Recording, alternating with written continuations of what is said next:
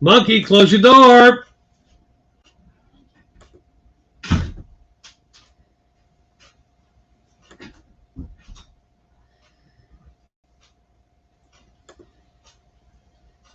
Give me just one moment here.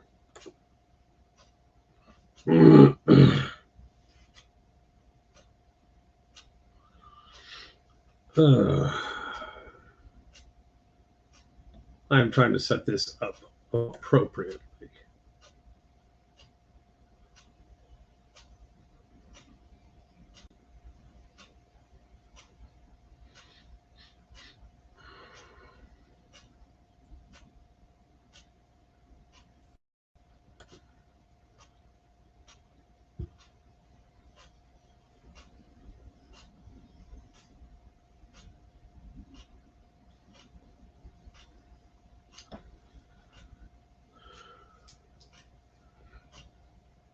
I am trying to get this all done.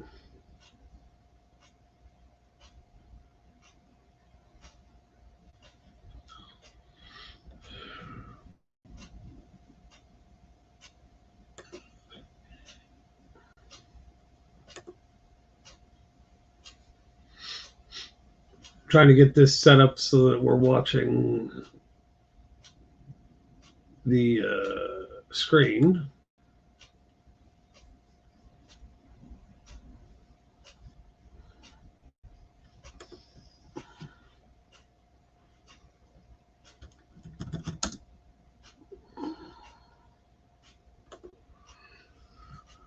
Let's see who's doing it.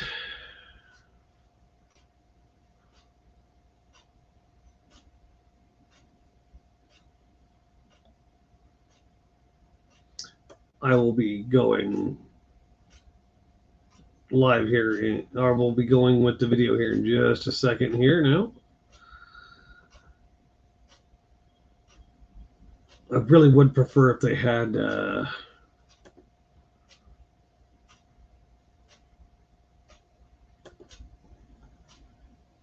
all that already done, but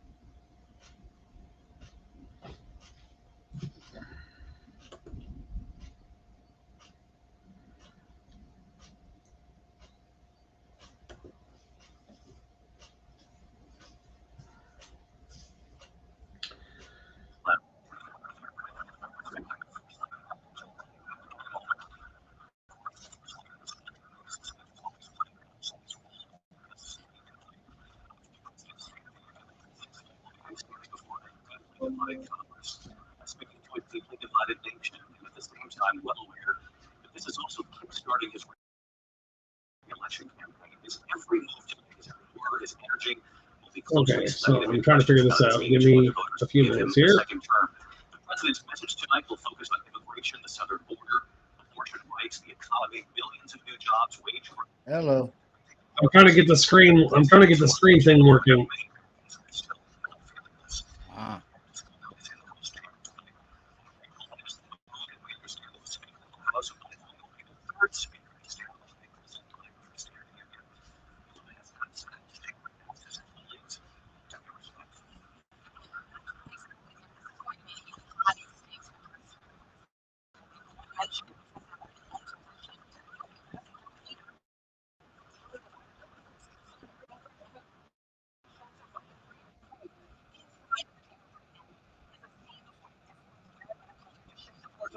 Abortion rights, an issue we know the president will be putting front and center in his address tonight. Now, some members are also wearing tags 153 on it. A member telling us there's that going to be a delay on this, but you should attack You already know Hamas. that. Those tags are to show support for the Israeli Okay. hostages. And of course, you mentioned it, David. If you want right to, behind the you can president do tonight, that being little different square and down Well, there, leading and the you'll take House, those Mike things off the Johnson. He side. has been urging his Republican members to be respectful and We'll civil make it tonight, bigger. saying decorum Where? is the order of the day. We caught up with him on his way into the Yeah, chamber. go on to the He video, told us and that you'll see everyone like will be on their best behavior, little but David, square we will down have to there. see You'll whether or not take that off actually the things on the happens. side. Speaker Johnson holding an off-the-record meeting with reporters and anchors here in Washington. Yeah. We can't get into the details. We appreciate the fact that they invite us in on the days of these big speeches, the president as well. But one thing Speaker Johnson did not mind us sharing, John, Is that? Can you see better now? concern that this remain respectful tonight, hoping to uphold the great tradition. Yeah, I can see. I'm going to full screen for just a second. He wants civility in the chamber. He wants decorum in the chamber. He has sent that message out, and some of his members have received it skeptically. I mean, this Isn't that George Santos Santos? it was last year.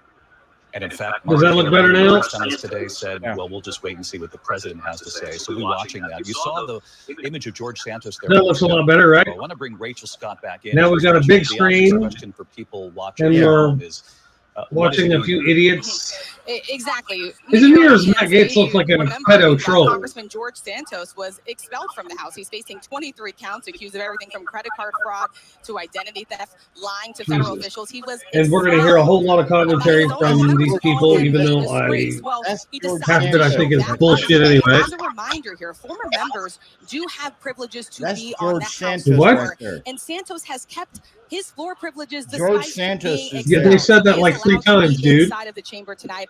I am spotting him right now. He is standing Yeah. in the back here. He's not What the sitting. fuck He's is not he seated doing there? down with his former colleagues at all. He's standing in the back by congressional aides, where Senate pages are standing right now. But he is. And inside I of the just chamber saw, for this I Senate myself saw too much David. grandstanding today The chamber, even if you're expelled. You when are I welcomed was into the watching chamber, everything. even if you are expelled. The House rules actually say And I nothing think we're going about to see a lot of that at all. grandstanding You are not allowed from back in the chamber if you've been convicted the of a crime or if you're a Republicans, as lobbyist. far as But we the can bottom see. line, There's even a man as I a don't former like member very of the much House that either, has been Bernie expelled Sanders. by his colleagues, he is allowed to be here for the State of the Union address tonight, David. Extraordinary. It's 2024 in America. You saw that shot there of Senator Bernie Oh, Sanders. God. And the Liquor Patrol now. Offering advice. Dude, that's to the SCOTUS right there. Biden, the Biden campaign. Mary, the president, just moments ago saying Oh, he's feeling lovely. good as he headed to the Capitol from the White House. Mary, Yeah, that's our chief White House all of correspondent. SCOTUS is It's right really hard there. to underscore just how significant this night will be for President Biden. This is a huge and massively critical and pivotal moment for this president. He knows it. The White House. I prefer NBC News Live, but they're already broadcasting, so I had to go with ABC. And concerns about his age. He certainly knows well that everyone is paying attention. I think that's funny they're starting to talk about his age, even though Trump is like 5 minutes younger than Biden. Massive audience, perhaps the largest. Yeah, Because Biden's what, 80, 81? The public perception. He has to sell No, Trump's skeptical voters 77. on his Biden accomplishments is and also 81. show the American people that he is up for another 4 years. I mean, bottom line, he has I've said Biden's what, 81? Now, the campaign feels that at this point, Yeah, And Trump's 5 minutes younger than him, so truly dialed into the race, that they haven't fully registered yet that we're heading for this Now, Biden-Trump mind rematch. you, they know these men, but the Biden team Biden's feels the American wife people are invited suffering from what they call Trump amnesia. the one This is the female president's from Texas, chance one to that, change some of that. I'm told he won't call out the one Donald that Trump was by trying name. to go for the It will be abortion, very that clear Texas who he's denied her talking because- about as he lays and, out their she very had- different her baby visions had for the this future of this country.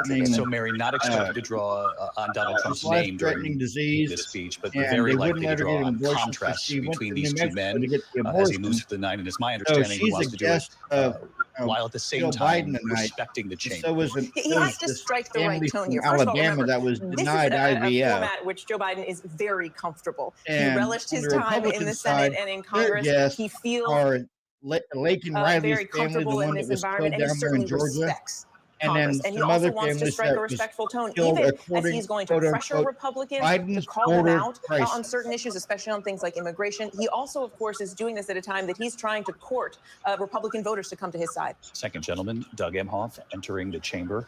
The Vice President Kamala Harris up there. She'll stand behind the president as she always does, but along. there's a good, I think, 30-second delay between the TV and this live stream. House Speaker Nancy Pelosi for the first address to a joint session of Congress. There, he's likely waving to his wife at the podium, or perhaps Mike Johnson as well. They're both up there together. Martha Raddatz, this is also a House chamber. I wonder. Full screen for just a second. That can hear. Always been welcoming. Yeah. I wonder how We Mike had Johnson's feeling because he moment made a statement this morning that he wants Kamala Harris gone. Have really halted a couple of key things that the president has tried to accomplish just in recent weeks. Aid to Ukraine looms large. They have halted that, saying you must act on the border first. Then the president encouraged Senate Republicans and Democrats to get that bill in front of them. They prepared a bipartisan border bill, very heavy security. He said he was ready to sign it, and then the House torpedoed it. They torpedoed it because Donald Trump wanted it torpedoed. He wants this to be an election issue. He believes this is his issue and that he can dominate on that issue. And we talk about decorum. Obviously, we see the First Lady coming in there now, David. Entering the chamber here tonight, Jill Biden, who has taken a more significant role just in recent days, Mary Bruce, in this campaign, a signal that she's going to be out there fighting for her husband, too. She absolutely will. She is, of course, his political advisor, someone who's behind his Okay, race so I and guess 100%. if Joe Biden can't get on the campaign trail, send his wife out on the campaign trail heavily, I suspect, in the coming months, David. Here's the gavel here.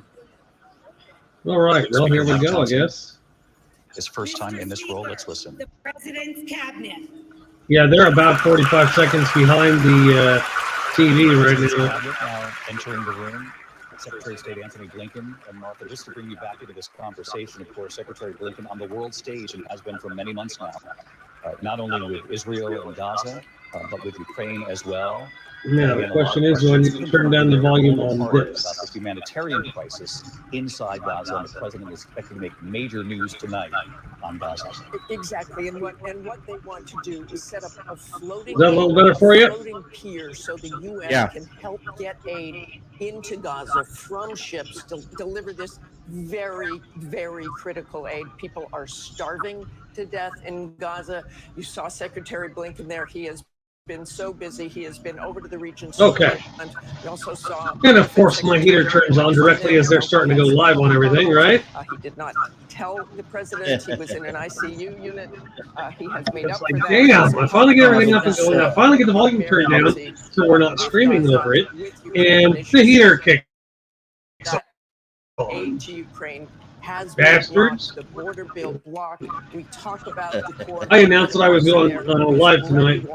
Of resistance. This is going to be so galvanizing. There are people who aren't going to listen at all, and there are people who are going to do nothing but say, well, Joe Biden's lying, so why are we watching? So whether they maintain that and you got this and the question is how will and yes, I have to post sections on intentionally on YouTube. Often judge this with very different eyes. They're not inside the Beltway here in Washington. They're watching from home. They know this is a deeply divided country. I said they intentionally have a lot of people say, I intentionally have the subtitles on YouTube. That's the way it's set up for me. Our own lawmakers, so we'll keep that in mind. They set it up to do that because of my hearing. Also with us here at the desk, we're expecting to hear. and you have House Sergeant at Arms any moment to introduce the president. One of the things senator in the Senate are the who's going to be doing her rebuttal tonight against the oldest president in the United States. You're buzzing out. They're not necessarily going to vote the Republican nominee automatically. Quote unquote, they're going to be having the youngest Republican senator rebuttaling the oldest living president, is the way they're putting it. You buy into a lot of hype, don't you? To win over independent voters in 6 of the battleground states. In particular, tonight, I'm interested in. I don't know how well you can hear me, but I'm like still really unable to hear you a whole lot. As you were referencing on Tuesday, we saw that 51% of them said that they actually approve of Joe Biden. Would you turn your volume down, or is that abortion bans? And so they are going to be listening very critically, I would imagine. Is that better? What? He has to say, and by many stretches I said, of is that better? Well, at least now I can hear you. Now that you're trying to mumble your way through everything. Homeland Security Secretary there moments ago, also in the chamber, and on immigration, a key issue tonight. Okay, I'll be back here in a second. I gotta grab a beer, smoke, and tell my daughter to feed her cats. Then, of course, as we mentioned with Martha, the bipartisan border security bill, Republicans and Democrats, the president saying, get it to my desk, I will sign it, only to have House Republicans there in the chamber tonight who halted that bill at Donald Trump's urging. And as Martha points out, that's likely because Donald Trump would like to keep immigration as an issue that is front and center come November. Tonight, Mary Bruce, President Biden will likely not shy away from immigration. It seems he recognizes there's an opportunity for him in this moment, too, because he had an historic offer in front of him. Bipartisan Republicans and Democrats in the Senate saying we are finally ready to work together on this. And the kind of reforms that Republicans had been demanding for months, but then in steps Donald Trump urging Republicans not to take the I'm getting deal. there. I'm getting there. It's gone nowhere since then. It is interesting, of course, this comes just a week after Donald Trump and Joe Biden were both down at the border. Okay. Dueling visits. President Biden again trying to up the pressure on Republicans to. Oh my God, there she is, the cuckoldess of Congress. To Republicans and Trump, and he did have that remarkable invitation asking Donald Trump to join him in this. She looks like the wicked bitch of the West. Urge Congress to put politics aside to get this border deal done. You'd have to dye her hair. You'd have to dye her skin green for that. Has also been a key figure in this administration. And she just looks like the high-class whore that she claims not to be. Donald Trump has made the case that he has done this. Well, isn't her coochie green? So doesn't that count? Far from the special counsels and all of these cases that are hard to track. I wouldn't know. I haven't bothered looking at her cooter. I don't plan on it either. As you heard Rachel Scott point out, Might cause my eyeballs to fall out. In the chamber tonight. Now that's funny. Lawmakers are wearing them. Give it about 45 seconds and look just down the middle on the right-hand side. To the Supreme Court overturned Roe. If they're doing it the same way that NBC is doing it, which I doubt. The debate in Alabama in recent days, that state's highest court determining that frozen embryos are in fact people. Clinics and hospitals in Alabama almost immediately halting. Yeah, look down the middle. IVF fertility on the right-hand side. I think it's second or third row back. Families were in the middle of this process, and there has been. I know you can't really see it all that well. You see that lady and see that person in the green suit? But moving forward in several other states to protect women from this discomfort. Okay, get ready for it. Here it comes. Also in that chamber tonight, Rachel Scott, you spoke with a young woman, a mother and wife. I don't know who that is in the green business suit, but get ready. It looks almost like Liz Cheney. Mr. Speaker, the President of the United States.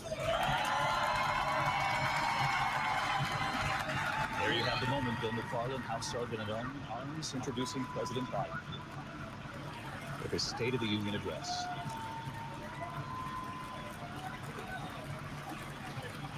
Well, his veins haven't turned black yet, so he's not close to death. No, but he looks like death's warmed over. Usually, when the veins in your hands start going black, you've only got a limited time to live. Down the center aisle as he shakes hands with members of both parties, I should say. And John Carl, we've watched so many of these, but as Mary Bruce mentioned here earlier, this is the kind of moment that fuels this particular president. You know, during this speech, I'm going to have to turn it up a little bit because he's kind of doddering, right? Yeah, I know. Often little noted and long remembered. They don't have a lasting impact. This one, David, tonight, it really feels different.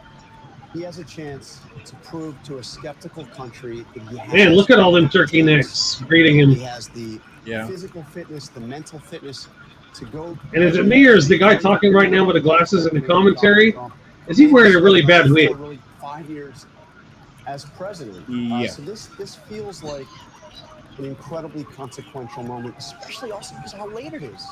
It's March 7th. It's just after Super Tuesday.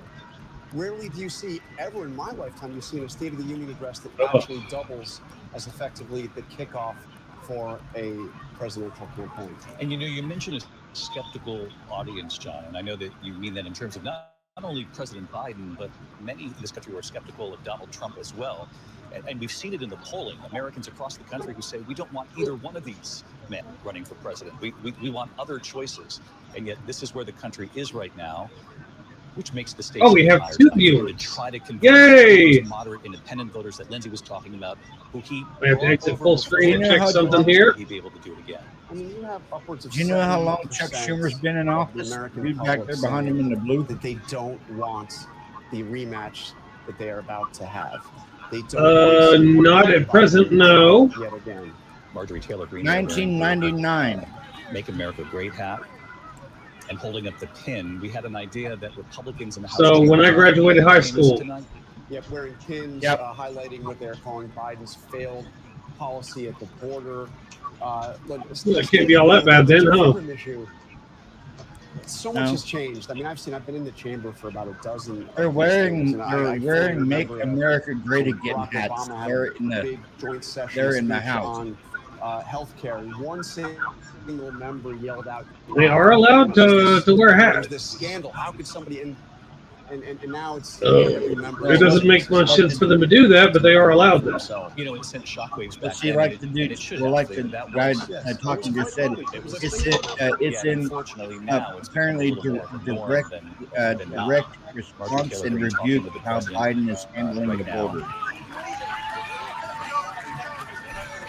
It's not in anything to do with fucking anything to do with the border crap.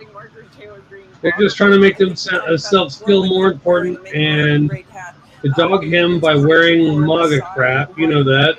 But in so many ways, when we talk about this is not only the State of the Union, this is the state of Joe Biden, because that's what everybody's going to be. Now, I may have to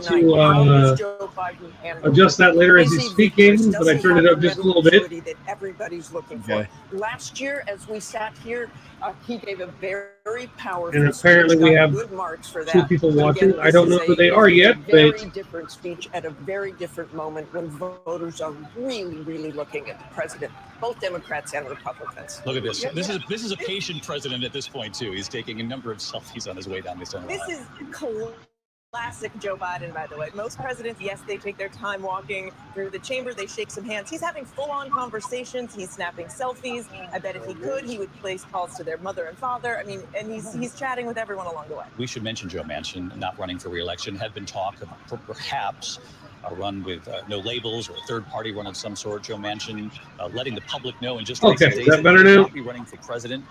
Yeah, he said it was just too dangerous actually to run as a third-party candidate or independent candidate. John, he said the stakes were too high. Yeah, I think the commentary on behalf of these pundits is a little trashy. Here, you got to consider. I haven't been able to go back and count. I would love if they were talking about something substantive, but they're not. He's been in the chamber. And he would be. I mean, Senator. Yeah, and for anybody wondering why the closed captions are on, it's because I have a hearing problem, and if this is lower than a certain level, I won't be able to hear the speech or true crime below me. David, so far.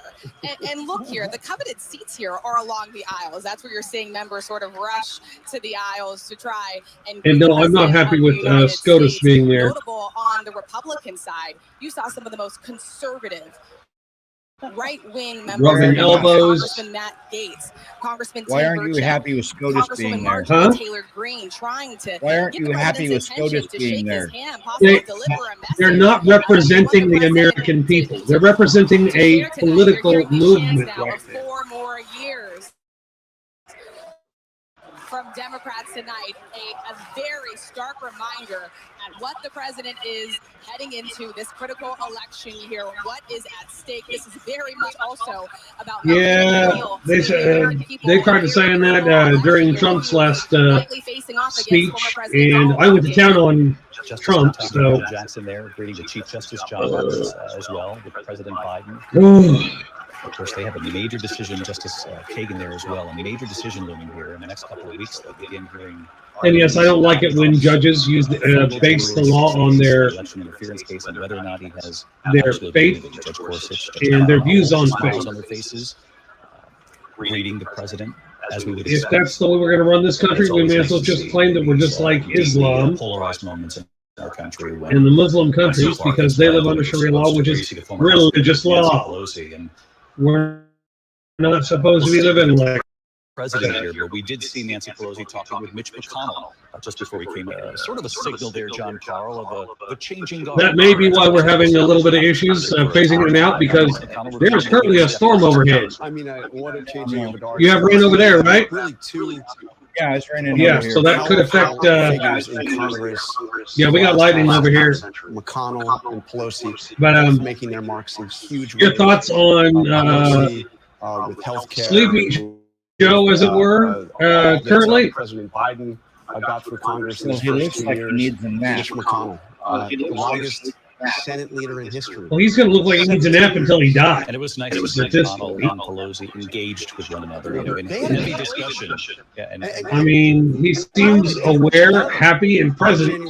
How aware is a different question. And they were evacuated, working to get Congress back in session and restart the certification. But yeah, if you look at that room as a whole, not a surprise here, Mary Bruce. Almost all the faces we know he even joked with have gray or white hair on them. My own staff knows I feel very much. I don't think that's a very good thing either. If we had more, if we had a more intelligent and eloquent Congress, maybe. Here as he does deliver what is expected to be. The only ones that don't is the fucking MAGA 20.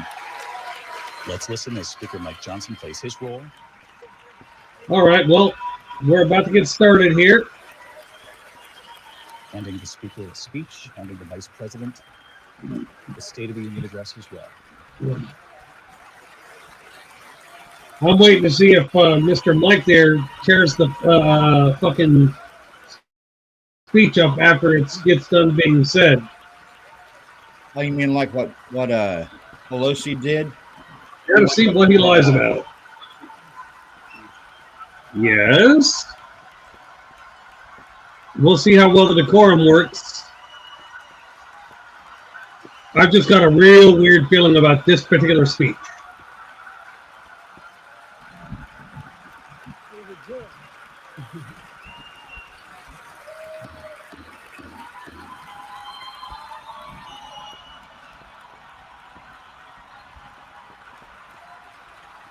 Good evening. Well, Mike Johnson's not smiling. He's giving Biden a dirty look behind his back. Go home now. He's grinning. Do you not understand what grinning is? It might be a snide grin, but it's still a grin. Mr. Speaker, Madam Vice President, members of Congress, my fellow Americans. In January 1941, Franklin Roosevelt came to this chamber to speak to the nation. And he said, I address you at a moment unprecedented in the history of the Union. Hitler was on the march. War was raging in Europe. President's purpose was to wake up Congress and alert the American people that this was no ordinary time. Freedom and democracy were under assault in the world.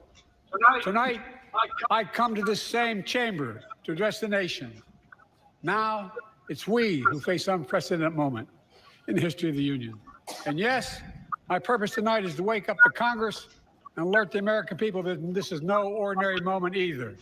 We've heard that before. Not since President Lincoln and the Civil War have freedom and democracy been under assault at home as they are today.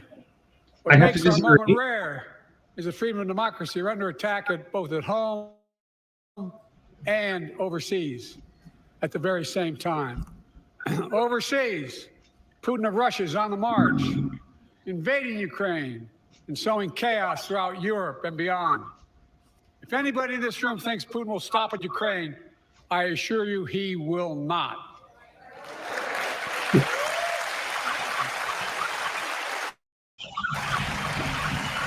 But Ukraine.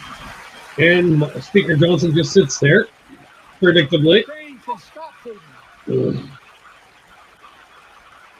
Ukraine can stop Putin if we stand with Ukraine and provide the weapons that needs to defend itself. Look at that. Look at that. But I don't doubt that most of the Republicans haven't even gotten up. That is all. That is all Ukraine is asking. They're not asking for American soldiers. In fact, there are no American soldiers in war in Ukraine, and I'm determined to keep it that way. Yeah, we'll see how far that goes. Yep. Assistance to Ukraine is being blocked by those who want to walk away from our world leadership.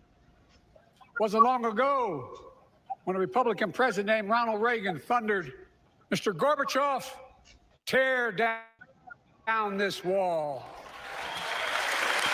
Now, I'm not sure what to say about that line. That line is like older than hell. Yeah. A former Republican president tells Putin, quote, do whatever the hell you want. That's a quote. Yes, it actually is a The quote. former president actually said that bowing down to a Russian leader. I think it's outrageous, it's dangerous, and it's unacceptable. Wow, he actually said something that was real. Now Mike Johnson looks pissed off. Yeah. Now he's got that. You shouldn't have said that. Dude, deal with it. As a founding member of NATO, the military alliance of democratic nations, created after World War II to prevent war and keep the peace. And today, we've made NATO stronger than ever. Welcomed Finland to the alliance last year. And just this morning, Sweden officially joined, and their minister is here tonight. We're going to stand up.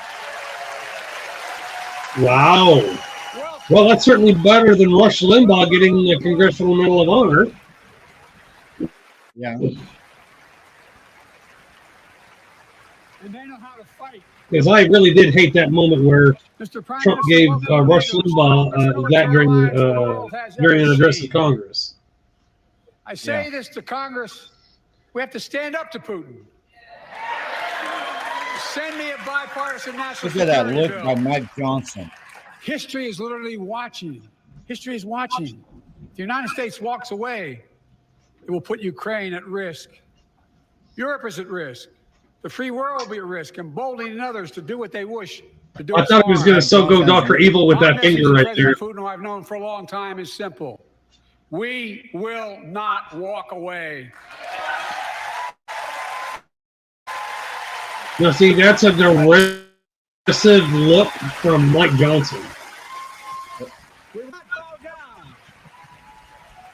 Mike Johnson. And just letting you viewers know, if this shuts down, it's because lightning strike is going on outside.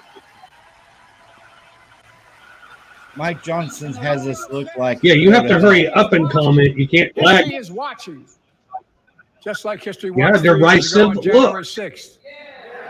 When insurrectionists stormed this very Capitol and placed the dagger to the throat of American democracy. Many of you are here on that darkest of days.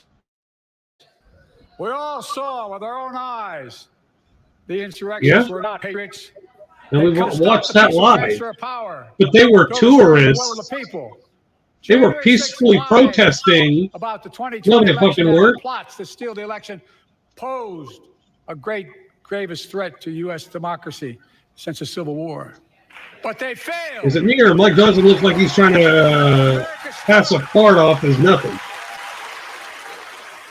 No, he looks pissed because he's shaking his head like, shut up, dude, shut up. And democracy prevails. Well, he can't shut the president up. We must be honest. The threat to democracy must be defended. My predecessor and some of you here seek to bury the truth about January 6th. Oh, yeah. I will not do that. This is a moment to speak the truth and to bury the lies. Here's the simple truth. You can't love your country only when you win. Just like sports teams, if you're really a fan, you love them even when they lose. You know that as well as anybody being a Steelers fan. Oh, look at that look, dude, what Mike Johnson's giving him. If someone could shoot daggers, that's what he's doing right now. It looks like he's letting it run along the court. Defend democracy. Remember your oath of office is defending against all threats, foreign and domestic. Respect free and fair elections. Restore trust in our institutions. And make clear political violence has absolutely no place in America, zero place. Again, it's not hyperbole. You can hear the lightning in the background if you listen hard enough. We're watching. Yeah, I hear Your it. children and grandchildren will read about this day and what we do. History is watching another assault on freedom. Joining us tonight is Latoya Beasley, a social worker from Birmingham, Alabama. 14 months ago, she and her husband welcomed a baby girl thanks to the miracle of IVF. She scheduled treatments to have that second child. The Alabama Supreme Court shut down IVF treatments across the state, unleashed by a Supreme Court decision overturning Roe v. Wade. She was told her dream would have to wait. What her family had got through should never have happened unless Congress acts. It could happen again. So tonight, let's stand up for families like hers. To my friends across the aisle, don't keep this waiting any longer. Notice none of the Republicans are getting up to do anything. Nope. Nationwide.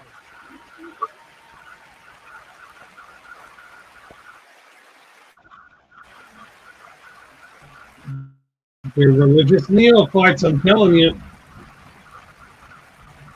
For most Americans, I believe Roe v. Wade got it right.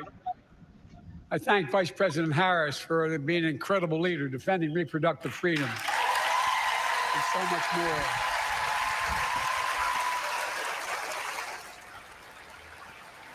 Thank you.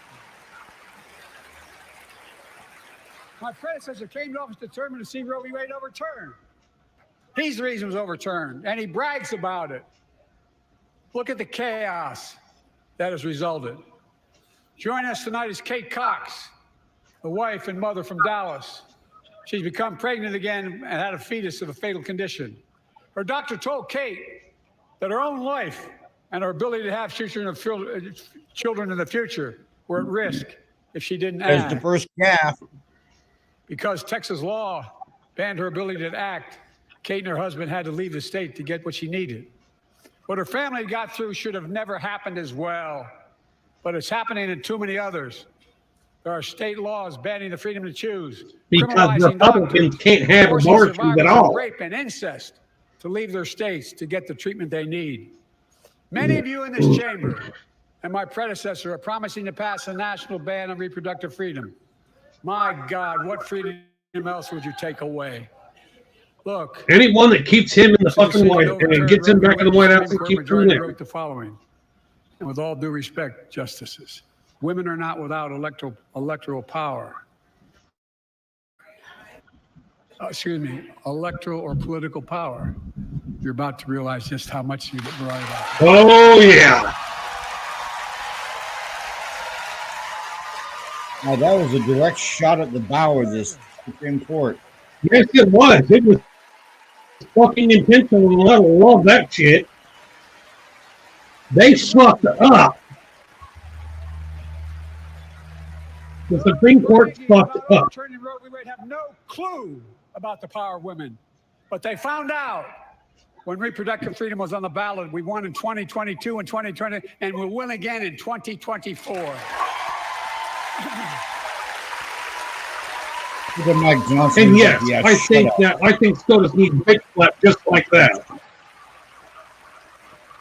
No, he's trying to be pleasant. If you, the American people, send me a Congress that supports the right with to a dirty choose, look I as promise president, I'll restore Roe v. Wade as the law of the land again. He can give the president dirty looks all fucking day long as he keeps his mouth shut and looks like a civil person. But SCOTUS need to be bitch slapped like that. They did. You cannot go back. I'm here tonight to show what I believe is the way forward, because I know how far we've come. 4 years ago next week, before I came to office, the country was hit by the worst pandemic and the worst economic crisis in a century. Remember the fear, record losses? Remember the spikes in crime and the murder rate, raging virus? It took more than 1 million American lives. And that's less than 1%. Left behind. A mental health crisis of isolation. It still is what? A president, my predecessor, raging, failed the most basic presidential duty that he owes to American people, the duty to care. Right. Like your chlamydia? Unforgivable. I came to office determined to get us through one of the toughest periods in the nation's history. Like your chlamydia's running rampant? But in news in 1,000 cities I don't have and towns, that story. The American people are writing the greatest comeback story never told. And less than 1% of the American population died from COVID. Tell the story here. Tell it here and now. America's comeback is building the future of American possibilities, building an economy from the middle out and the bottom up, not the top down. Investing in all America, in all Americans, to make sure everyone has a fair shot. We leave no one behind. The pandemic no longer controls our lives. The vaccine that saved us from COVID are now being used to beat cancer, turning setback into comeback. That's what America does. That's what America does. I'm not going to buy into the COVID spiel, so forgive me for that one, but I'm not buying it. I kept track of COVID. Our economy is on the brink. Now our economy is literally the envy of the world. 15 million new jobs in just 3 years, a record, a record. Unemployment at 50-year lows. A record 16 million Americans are starting small businesses, and each one is a literal act of hope. Did you notice Mike Johnson almost blushed on that last comment? Small business growth for Black and Hispanics and Asian Americans. 800,000 new manufacturing jobs in America and counting. Yes, he was turning pink. Manufacturing capital of the world. We are. We will. More people have health insurance today. More people have health insurance today than ever before. The racial wealth gap is as small as it's been in 20 years. Wages keep going up. Inflation keeps coming down. Inflation has dropped from 9% to 3%, the lowest in the world, and tending lower. And Mike is saying, nope, not true. The landing is and will be soft. And now, instead of importing foreign products and exporting American jobs, we're exporting American products and creating American jobs. Right here in America, where they belong. He is trying to. Mike Johnson is trying to stay so low key by not moving. And it takes time, but the American people are beginning to feel it. Consumer studies show consumer confidence is soaring. Buy America has been the law of the land since the 1930s. Past administrations, including my predecessor, including some Democrats as well, failed to buy American. Not anymore. On my watch, federal projects that you fund, like helping build American roads, bridges, and highways, will be made with American products and built by American workers. Meaning the price is probably going to triple. Good paying American jobs. Yeah. He don't figure his butt next, doesn't he? Chips and Science Act. The United States is investing more in research and development than ever before.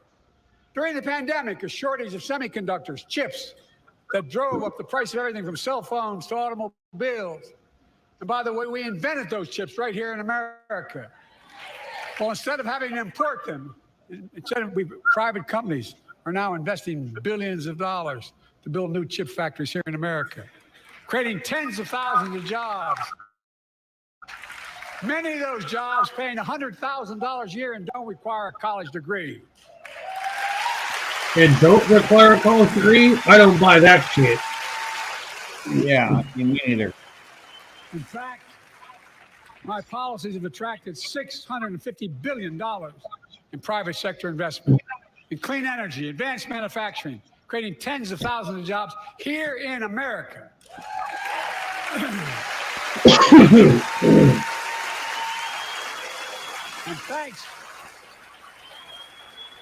And thanks to our bipartisan infrastructure law, 46,000 new projects have been announced all across your community. Even though you had to gut it. By the way, I noticed some of you strongly voted against it, or they're cheering on that money coming in. I like that. I'm with you. Yeah, Republicans tried to gut the ever-loving shit out of that infrastructure bill. In your district, just let me know. Modernize our roads and bridges, ports and airports, public transit systems. Removing poisonous lead pipes so every child can drink clean water without risk of brain damage. Honestly, we should have been moved on from lead pipes like 20 years ago. Providing affordable high-speed internet for every American, no matter where you live, urban, suburban, or rural communities, in red states and blue states. Yeah, I don't know about that one. Investments in tribal communities. Yes, I'm here. Because of my investment in a family farm. Because I invested in family farms led by my Secretary of Agriculture, who knows more about this than anybody I know. We're better able to stay in the family for those farms. I'm almost smiling. Grandchildren won't have to leave. Mike Johnson is home to make a living. glaring straight ahead. Transformative. The great comeback story is Belvedere, Illinois, You home speak to an auto plant for nearly amicable. 60 years. Before I came to office, the plant was on its way to shutting down. Thousands of workers feared for their livelihoods. Hope was fading. I don't think he liked that part about when he said there's people in Congress trying to bury January 6th. UAW worked like hell to keep the plant open and get these jobs back, and together we succeeded. Well, he hated that one Instead day. of auto factories shutting You're down, talking 10 minutes ago, auto dude. factories Keep up. reopening and new state-of-the-art battery factories being built to power those cars there at the same. I guarantee you all the Republicans had a pep talk before this about what they were going to do and what they weren't going to do. Yeah. The folks in Belvedere, I say, instead of your town being left behind, your community is moving forward again. Because instead of watching auto jobs of the future go overseas, 4,000 union jobs with higher wages are building the future in Belvedere right here in America. I'm not going to say I buy that, but it sounded good. Yeah, union this, union that. He wants even the UAW President fast food workers to be unionized. Sean, where are you? Stand up. Yeah, my problem is he got on the ticket. He supported union jobs and went out and picketed with them. It's like, no, that killed it for me. A third generation worker, UAW worker at Belvedere. Sean, I was proud to be the first president to stand on the picket line. And today, Dawn has a good job in her hometown, providing stability for her family and pride and dignity as well. Showing once again, Wall Street didn't build America. They're not bad guys. They didn't build it, though. The middle class built the country, and unions built the middle class. Bullshit. You're not buying that for like. Unions built the middle class. Bullshit. I say to the American people, when America gets knocked down, we get back up. We keep going. You know, Mike That's Johnson America. just like half-ass clapping. That's you, the American people. It's because of you America's coming back. It's because of you our At least he's not being a hell monkey. That tonight, we can proudly say the state of our union is strong and getting stronger. I agree it's getting stronger. I don't know that it's strong yet.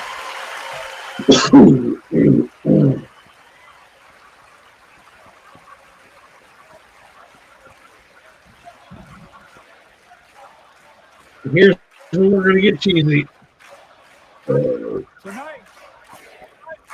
Tonight, I want to talk about the future of Nobody. possibilities that we can build together. A future where the days of trickle-down economics Thank God. and the wealthy and the biggest corporations no longer get all the tax breaks. And by the way, I understand corporations. I come from a state that has more corporations invested than every one of your states in the state of the United States combined. And I represented it for 36 years. I'm not anti-corporation, but I grew up in a home where trickle-down economics didn't put much on my dad's kitchen table. That's why I determined to turn things around so middle class does well. When they do well, the poor go way up and the wealthy still do very well. We all do well. And there's more to do to make sure you're feeling the benefits of all we're doing. Americans pay more for prescription drugs than anywhere in the world. It's wrong, and I'm ending it.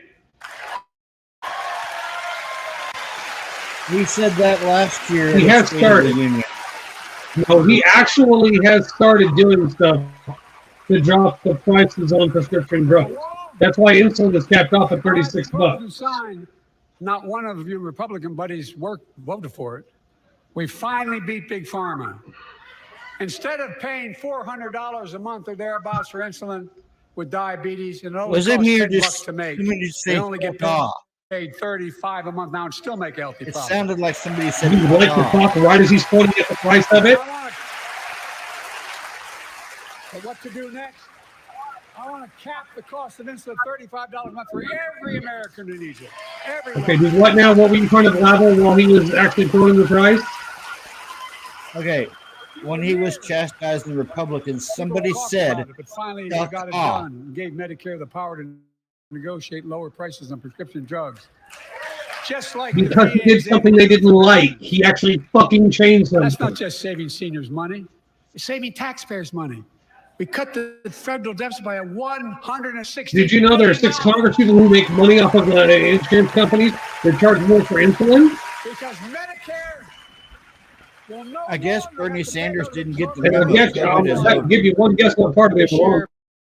Medicare is negotiating lower prices for some of the costliest drugs on the market that treat everything from heart disease to arthritis. When he was calling out the It's now time to Republicans go further and give not Medicare the voting power to for the negotiate bill, lower prices for somebody 500 yelled at different him, drugs over the "Fuck next off." decade.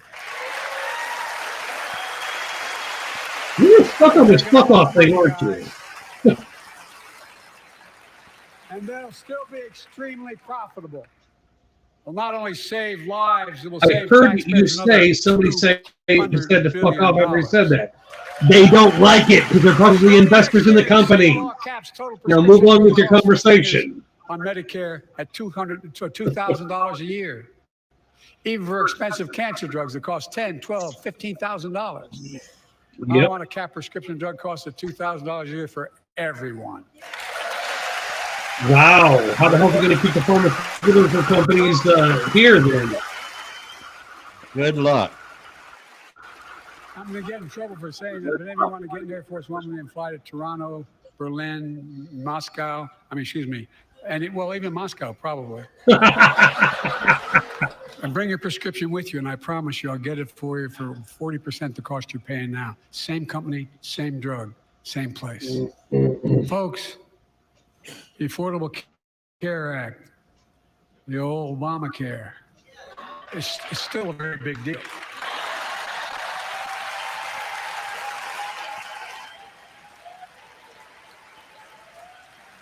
It's funny. 3/4 of that crowd is standing up. The other third of it won't get up to save their ass. Over 100 million of you can no longer be denied health insurance because of pre-existing condition. Well, my predecessor, and many in this chamber, want to take this prescription drug away by repealing Affordable Care Act.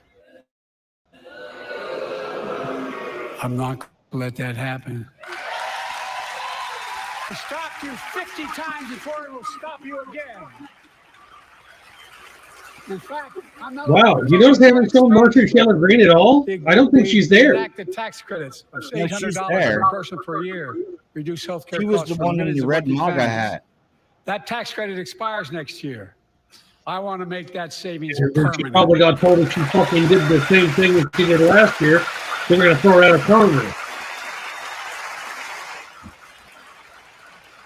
To state the obvious, women are more than half our population, but research on women's health has always been underfunded. That's why we're launching the first ever White House initiative on women's health research, led by Jill, who did an incredible job as First Lady. But see, that's one person I do not like is Maria Shriver.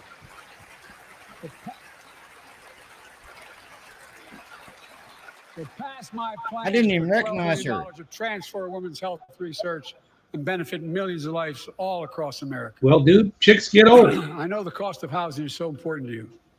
If inflation keeps coming down, mortgage rates will come down as well, and the Fed acknowledges that. But I'm not waiting.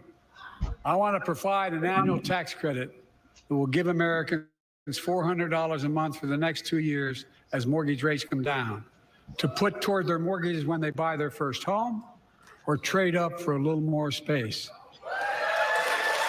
Just for 2 years. The problem is he can't fundamentally change the housing market.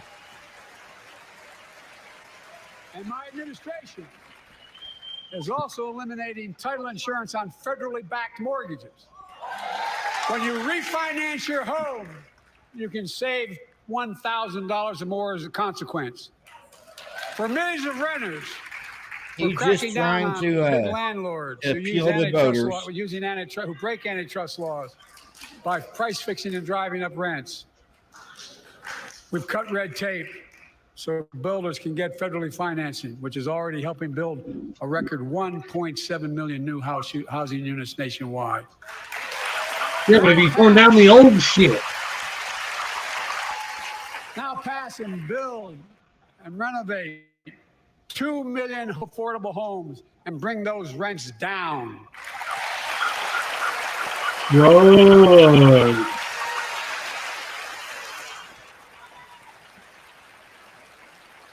It's a decision on the bank as to how much the house sells for. To remain the strongest economy in the world, we need to have the best education system in the world.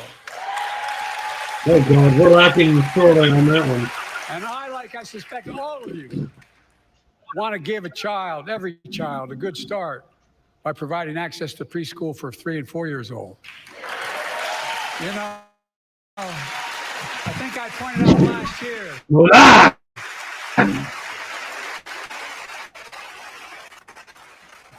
out last year. That children coming from broken homes where there's no books, they're not read to, not spoken to very often, start school, kindergarten, or first grade, having heard 1 million fewer words spoken. Well, studies show that's called errant that children who parenting. go to preschool are nearly 50% more likely to finish high school, go on to earn a 2- and 4-year degree, no matter what their background is.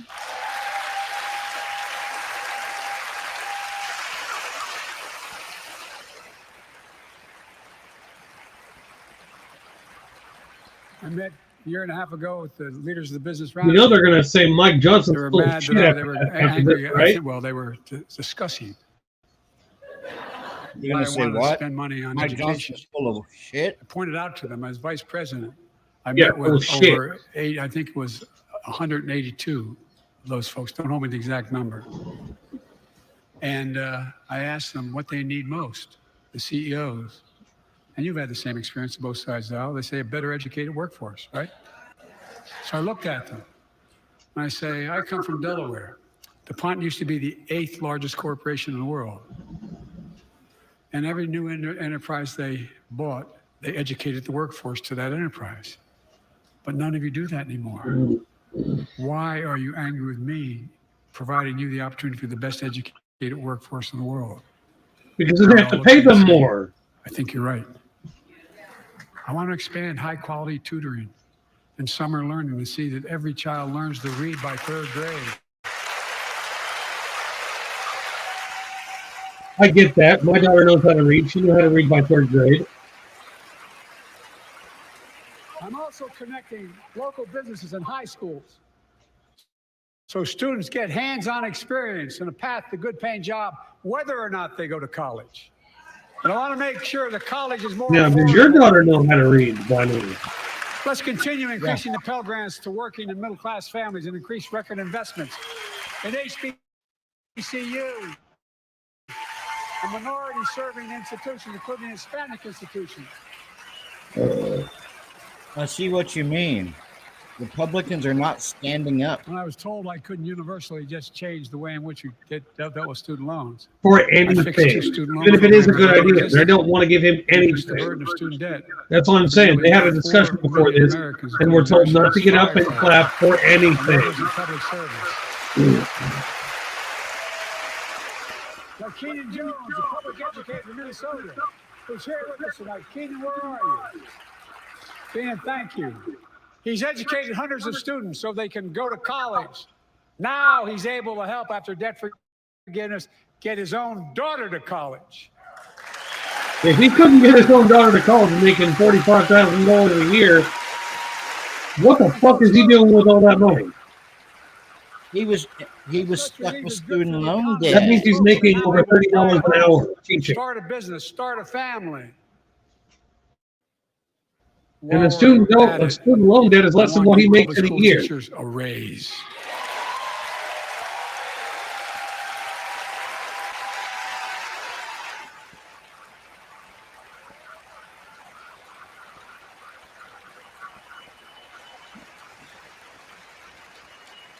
And by the way, the first couple of years, we cut the deficit. Now, let me speak to the question of fundamental fairness for all Americans. Nobody. I've been delivering real results in fiscally responsible ways. We've already cut the federal deficit. We've already cut the federal deficit over $1 trillion. I signed the bipartisan deal to cut another $1 trillion in the next decade. It's my goal to cut the federal deficit another $3 trillion by making big corporations and the very wealthy finally beginning to pay their fair share. Yeah, Republicans aren't even fucking trying to breathe during that one. Look, I'm a capitalist. You want to make or can make a million or millions of bucks, that's great. Just pay your fair share of taxes. Exactly. Bingo. And most Republicans are millionaires because of investing in companies. It's how we invest things to make this country great. Healthcare, education, defense, and so much more. But here's the deal. The last administration enacted a $2 trillion tax cut, overwhelmingly benefit the top 1%, the very wealthy, the biggest corporation, and exploded the federal deficit.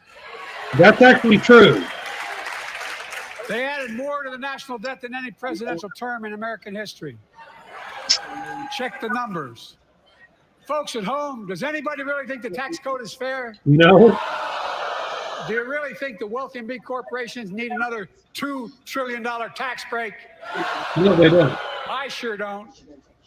I'm going to keep fighting like hell to make it fair. Under my plan, nobody earning less than $400,000 a year will pay an additional penny in federal taxes. Nobody, not one penny. And they haven't yet. In fact, the child tax credit I passed during the pandemic cut taxes for millions of working families and cut child poverty in half. I don't know if I did that. Child tax credit. No child should go hungry in this country. That is true. I do. I do. Make the tax code fair. It's to make big corporations and the very wealthy begin to pay their fair share. Remember in 2020, 55 of the biggest companies in America made $40 billion and paid zero in federal income tax. Zero. That is true. Not anymore. Thanks to the law I wrote and we signed, big companies have to pay a minimum 15%.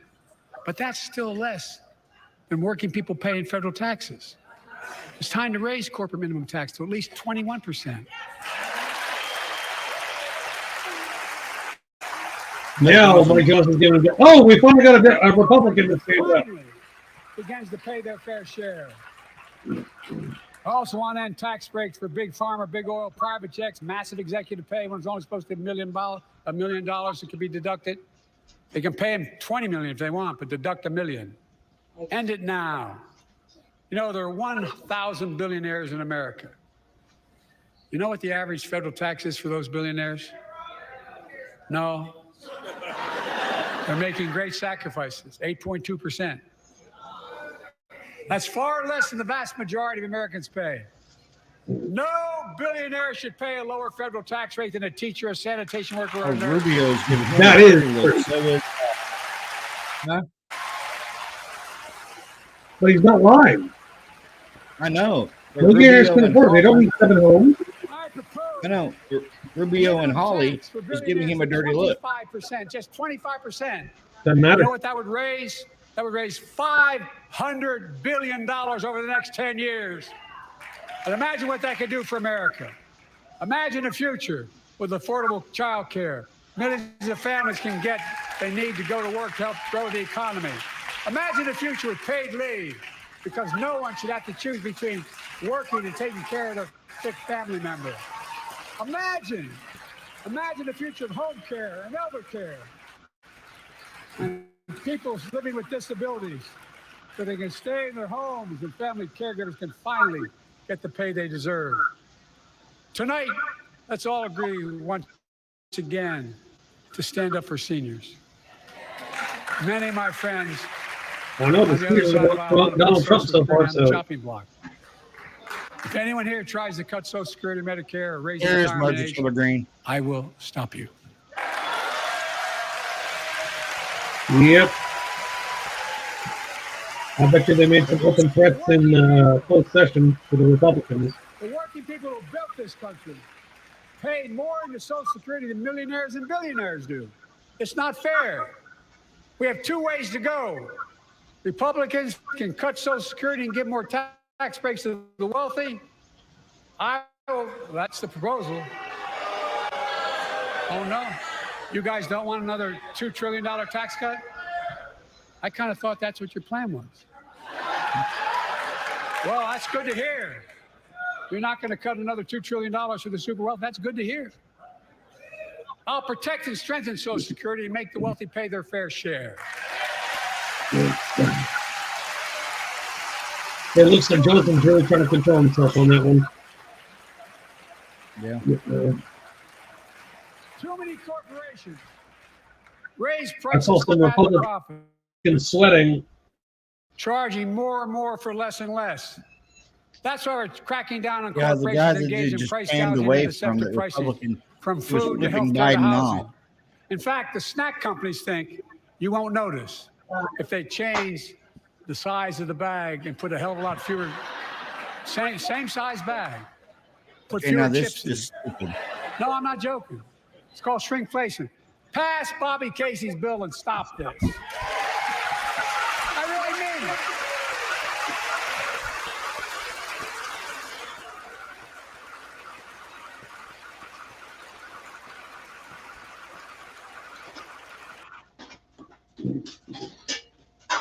Like anybody's going to care about chips in a bag. Chips in a bag should matter to you as well.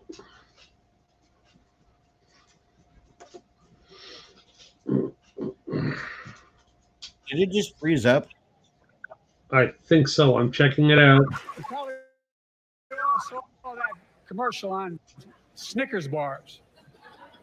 You get to charge the same amount, and you got about, I don't know, 10% fewer Snickers. Look, I'm also getting rid of junk fees. Those hidden fees at the end of your bill that are there without your knowledge. My administration announced we're cutting credit card late fees from $32 to $8. The bank probably didn't be too happy with that. Banks and credit card companies are allowed to charge what it costs them to instigate the collection. And that's more a hell of a lot like $8 and 30 some dollars. They don't like There's another it. gap. Credit card companies don't like it.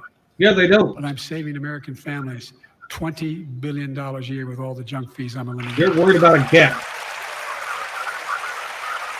Folks at home. He can't do that, can he? That's why the banks are so mad. It's $20 billion in profit. I'm not stopping there. My administration has proposed rules to make cable, travel, utilities, and online ticket sellers tell you the total price up front so there are no surprises. It matters. It matters. I like it, but I don't think he's going to be able to change that. No. In November, my team began serious negotiation with a bipartisan group of senators. The result was a bipartisan bill with the toughest set of border security reforms we've ever seen. Oh, you don't think so? There's booze. Oh, That dude you don't like screams that bill, huh? Hitler.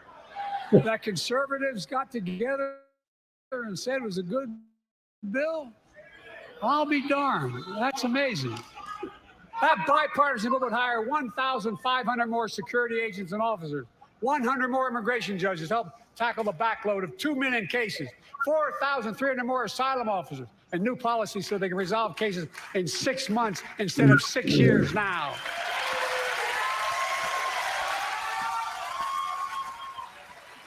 What are you against?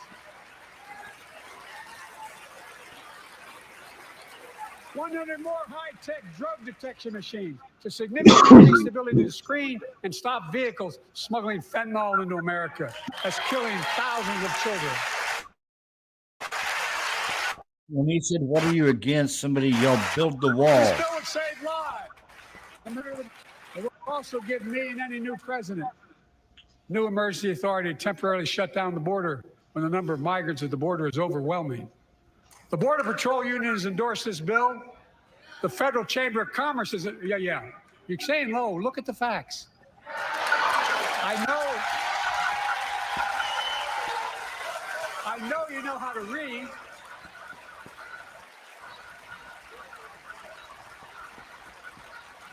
I believe that given the opportunity for a majority in the House and Senate would endorse the bill as well, a majority right now. But unfortunately, politics has derailed this bill so far. Build the wall. I'm told my predecessor called members of Congress in the Senate to demand they block the bill. he feels political win. He viewed it as a political win for me and a political loser for him.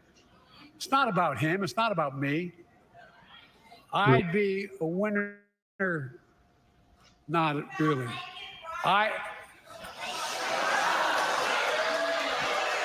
What she just yelled?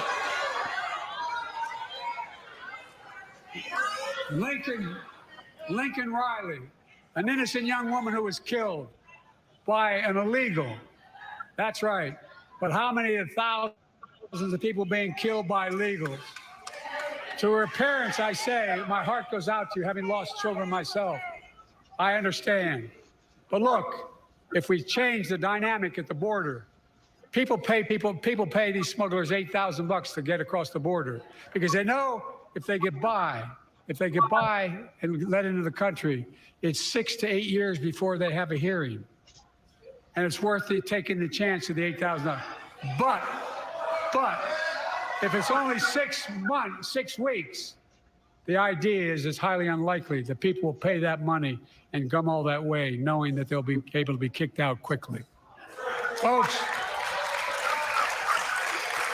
I would respectfully suggest my Republican friends owe it to the American people, get this bill done. We need to act now. Whatever we do, we're going to find the victory.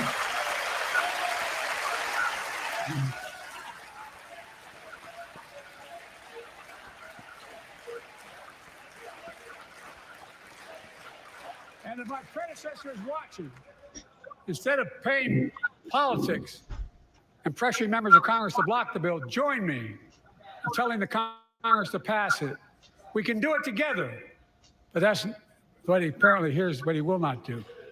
I will not demonize immigrants saying they are poison in the blood of our country. I will not separate families. I will not ban people because of their faith. Unlike my predecessor on my first day in office, I introduced a comprehensive bill to fix our immigration system. Take a look at it. It has all these and more. Secure the border. Provide a pathway to citizenship for dreamers. And so much more. But unlike my predecessor, I know who we are as Americans. We're the only nation in the world with a heart and soul that draws from old and new. Home to Native Americans and ancestors have been here for thousands of years. Home to people of every place, from every place on earth. They came freely. Some came in chains. Some came when famine struck, like my ancestral family in Ireland. Some to flee persecution, to dreams that are impossible anywhere but here in America. That's America. And we all come from somewhere, but we're all Americans.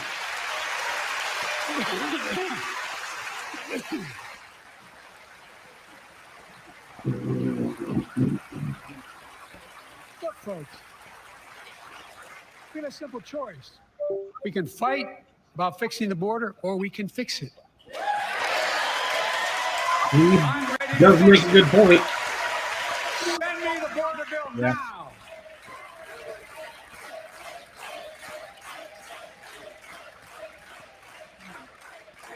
A transformational moment in history happened 59 years ago today in Selma, Alabama.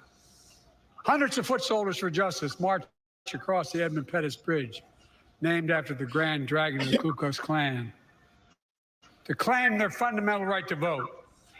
They were beaten, they were bloody, and left for dead. Our late friend and former colleague, John Lewis, was on that march. We miss him.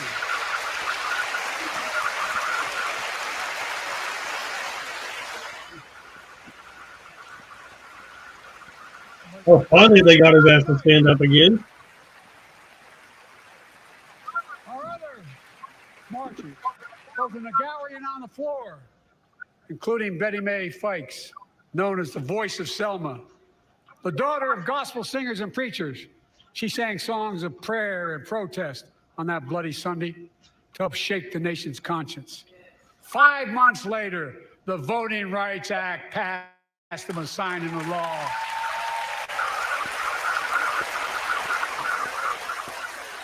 Thank you. Thank you, thank you, thank you.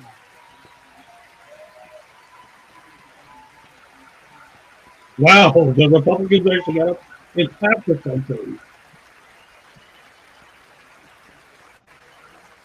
That's kind of shocking. 59 years later, Yeah. their forces taking us back in time.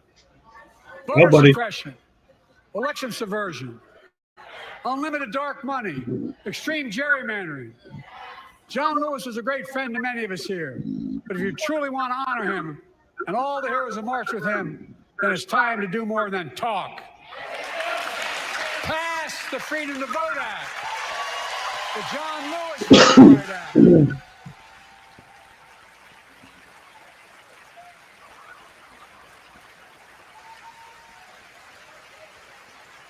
And stop denying another core value of America, our diversity across American life. Yeah. Banning books, it's wrong. That it is. Erasing history, let's make history. I want to protect fundamental rights. Pass the Equality Act. And my message to transgender Americans is, I have your back. You know they're not going to stand aside for that. The workers' rights. Yeah. Raise the federal minimum wage, because every worker has a right to a decent living more than $7 an hour. We're also making history by confronting the climate crisis, not denying it. Oh, buddy, here we go. I don't think any of you think there's no longer a climate crisis. At least I hope you don't. I'm taking the most significant action ever on climate in the history of the world. I'm cutting our carbon emissions in half by 2030, creating tens of thousands of clean energy jobs, like the IBW workers building and installing 500,000 electric vehicle charging stations. Oh, buddy. Too soon. 30% of America's land and What? waters by 2030. It's too soon to start altering our infrastructure fundamentally right now for smothered by the legacy of pollution. And pattern after the Peace Corps and AmeriCorps, I launched the Climate Corps to put 20,000 young people to work in the forefront of our clean energy future. I'll triple that number in a decade. We'll be dead then. We'd have to keep his policies in line that entire time for that to come through. To state the obvious, all Americans deserve the freedom to be safe. And America is safer today than when I took office. Year before I took office, murder rates went up 30%. 30% they went up. The biggest increase in history. It was then, through my which every American voted against, I might add, we made the largest investment in public safety ever. You said Last you year, the murdered murder rate saw the sharpest decrease in history. Violent crime fell to one of its lowest levels in more than 50 years. But we have more to do. We have to help cities invest in more community police officers, more mental health workers, more community violence intervention. Give communities the tool to crack down on gun crime, retail crime, and carjacking. Keep building trust, as I've been doing by taking executive action on police reform and calling for it to be the law of the land. Directing my cabinet to review the federal classification of marijuana and expunging thousands of convictions for the mere possession, because no one should be jailed for simply using or have it on their record. Wow. Take on crimes of domestic violence. I'm ramping up the federal enforcement of the Violence Against Women Act that I proudly wrote when I was a senator, so we can finally end the scourge against women in America. Yeah, you have to get rid of the Republican Party for that. There are other kinds of violence. What about when women beat up men? With us tonight is Jasmine, whose 9-year-old sister Jackie was murdered, with 21 classmates and teachers in elementary school in Uvalde, Texas. Very soon after that happened, Jill and I went to Uvalde for a couple of days. We spent hours and hours with each of the families.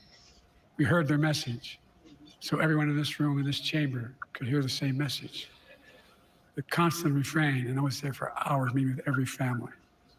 They said, do something. Do something.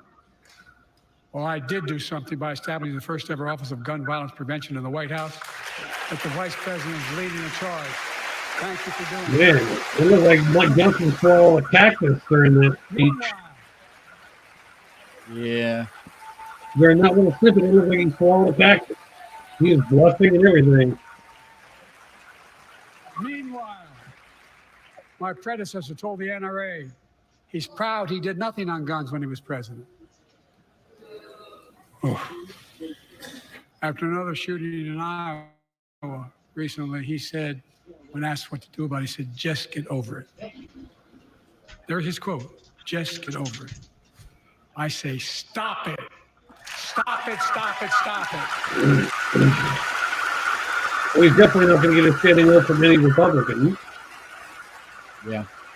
I'm proud we beat the NRA when I signed the most significant gun safety law in nearly 30 years because of this Congress. We now must beat the NRA again. I'm demanding a ban on assault weapons and high-capacity magazines. I have to support that one. Universal background checks. None of this. None of this. I taught the Second Amendment for 12 years. None of this violates the Second Amendment or vilifies responsible gun owners. You know, as we manage challenges at home, we're also managing crises abroad, including in the Middle East. I know the last 5 months have been gut-wrenching for so many people, for the Israeli people, for the Palestinian people, and so many here in America.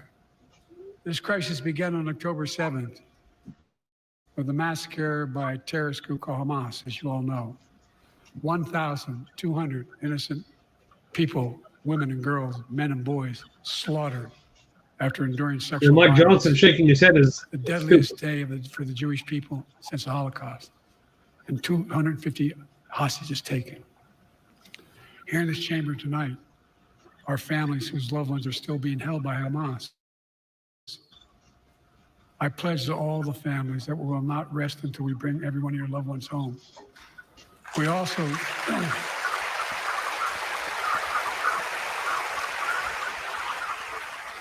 got him to stand up a second time.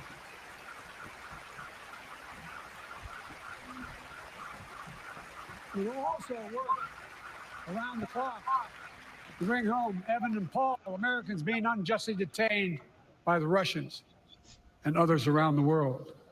Israel has the right to go after Hamas. Hamas ended this conflict by releasing hostages, laying down arms, could end it by releasing the hostages, laying down arms, and surrendering those responsible for October 7th. Yep. But Israel has Israel has a added burden because Hamas hides and operates among the civilian population like cowards. Yes, they do. Hospitals, daycare centers, and all the like. Yep. Israel also has a fundamental responsibility, though, to protect innocent civilians in Gaza. Yeah, that's a double-edged sword, though. You can't protect the people they're hiding behind because you have to bomb those people to get to them. Has taken a greater toll on innocent civilians than all previous wars in Gaza combined. More than 30,000 Palestinians have been killed, most of whom are not Hamas. Thousands and thousands of innocents, women and children, girls and boys, also orphaned. Nearly 2 million more Palestinians under bombardment or displacement. Homes destroyed, neighborhoods in rubble, cities in ruin. Families without food, water, medicine. It's heartbreaking. I've been working nonstop to establish an immediate ceasefire that would last for 6 weeks to get all the prisoners released, all the hostages released, to get the hostages home and ease the intolerable and humanitarian crisis and build toward an enduring, something more enduring. The United States and the leading international efforts to get more humanitarian I'm directing the U.S. military to lead an emergency mission to establish a temporary pier in the Mediterranean on the coast of Gaza. They'll stop bombing. Receive large shipments carrying food, water, medicine, and temporary shelters. No U.S. boots will be on the ground.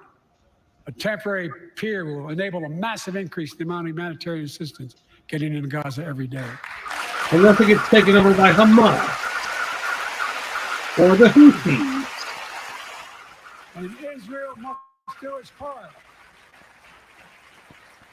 Israel must allow more aid into Gaza and ensure humanitarian workers aren't caught in the crossfire. And they're announcing they're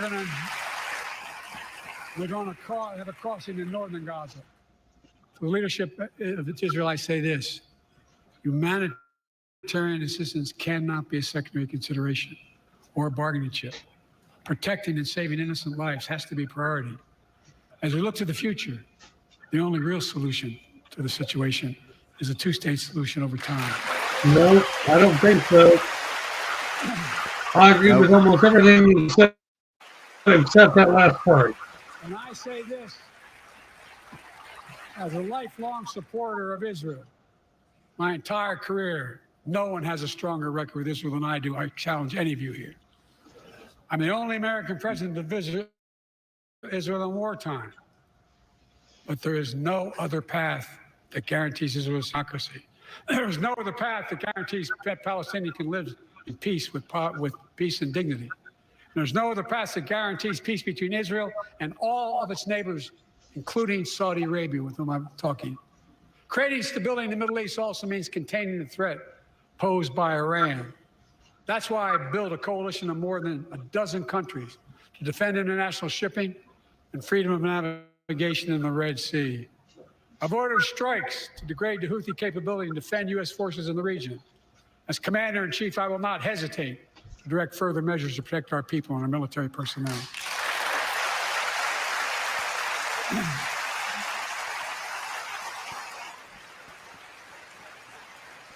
For years, I've heard many of my Republican and Democratic friends say that China is on the rise and America's falling behind. They've got it backwards. I've been saying it for over 4 years, even when I wasn't president. America's rising. We have the best economy in the world. And since I've come to office, our GDP is up, our trade deficit with China is down to the lowest point in over a decade. And we're standing up against China's unfair economic practices. We're standing up for peace and stability across the Taiwan Straits. I've revitalized our partnership and alliance in the Pacific. India, Australia, Japan, South Korea, Pacific Islands. I've made sure that the most advanced American technologies can't be used in China, not allowing to trade them there. Frankly, for all this tough talk on China, it never occurred to my predecessor to do any of that. I want competition with China, not conflict. And we're in a stronger position to win the conflict of the 21st century against China than any time as well.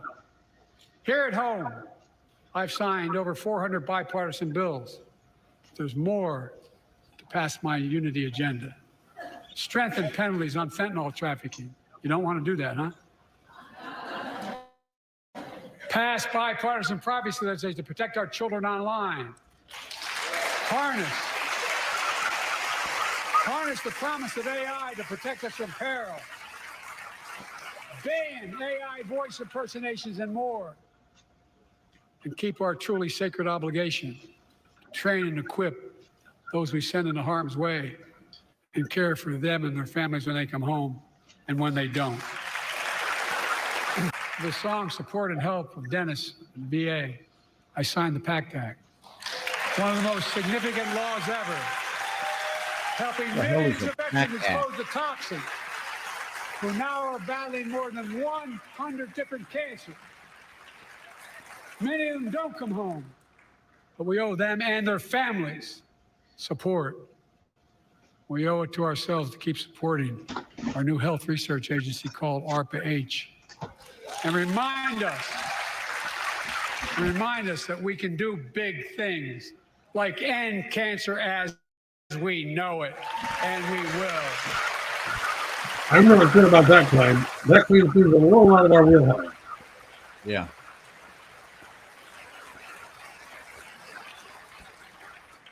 Let me close with this.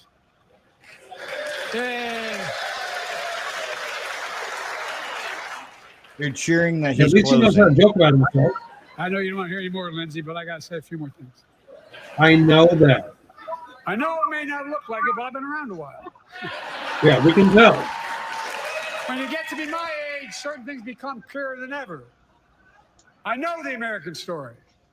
Again and again, I've seen the contest between competing forces in the battle for the soul of our nation. Between those who want to pull America back to the past and those who want to move America into the future. My lifetime has taught me to embrace freedom and democracy, a future based on core values that have defined America: honesty, decency, dignity, equality, to respect everyone, to give everyone a fair shot, to give hate no safe harbor. Now, other people my age see it differently. The American story of resentment, revenge, and retribution. Oh, that's not me. I was born amid World War II when America stood for the freedom of the world. I grew up in Scranton, Pennsylvania, and Claymont, Delaware, among working class people who built this country. I watched in horror as two of my heroes, like many of you did, Dr. King and Bobby Kennedy, were assassinated. And their legacies inspired me to pursue a career in service. I left the law firm, became a public defender because my city of Wilmington was the only city in America occupied by the National Guard after Dr. King was assassinated because of the riots. And I became a county councilman almost by accident.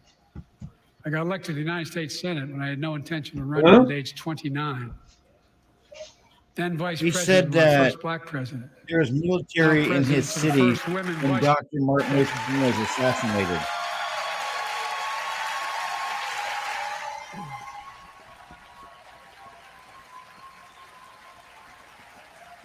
That's something you're going to have to fact check. I don't know.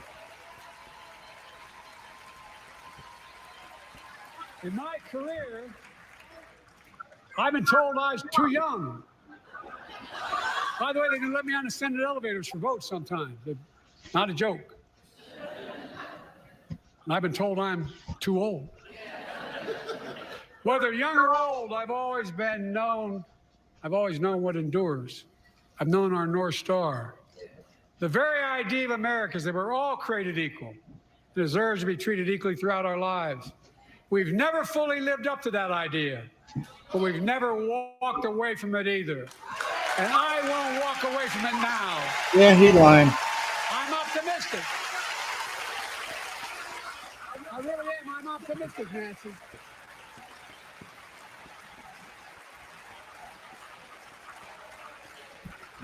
My fellow Americans, the issue facing our nation isn't how old we are. No more years. It's how old are our ideas. Hate and revenge are the oldest of ideas. But you can't lead America with ancient ideas. Only take us back. You lead America, the land of possibilities, your vision for the future that can and should be done. Bingo. Tonight you've heard mine. I see a future where defending democracy, you don't diminish it. I see a future where we restore the right to choose and protect our freedoms, not take them away. I see a future where the middle class finally has a fair shot and the wealthy have to pay their fair share in taxes. I see a future where we save the planet from the climate crisis and our country from gun violence. Above all, good luck with that. I see a future for all Americans. I see a country for all Americans. And I will always be president for all Americans because I believe in America. I believe in you, the American people. You're the reason we've never been more optimistic about our future than I am now. But let's build the future together. Let's remember who we are. We are the United States of America. And there is nothing beyond our capacity when we act together. God bless you all, and may God protect our troops. Thank you. Okay, now here comes the the Republican rebuttal. 7 minutes long. President Biden speaking before a joint session of Congress, shaking the vice president's hand there. Okay, where Joe Biden was at in 1968.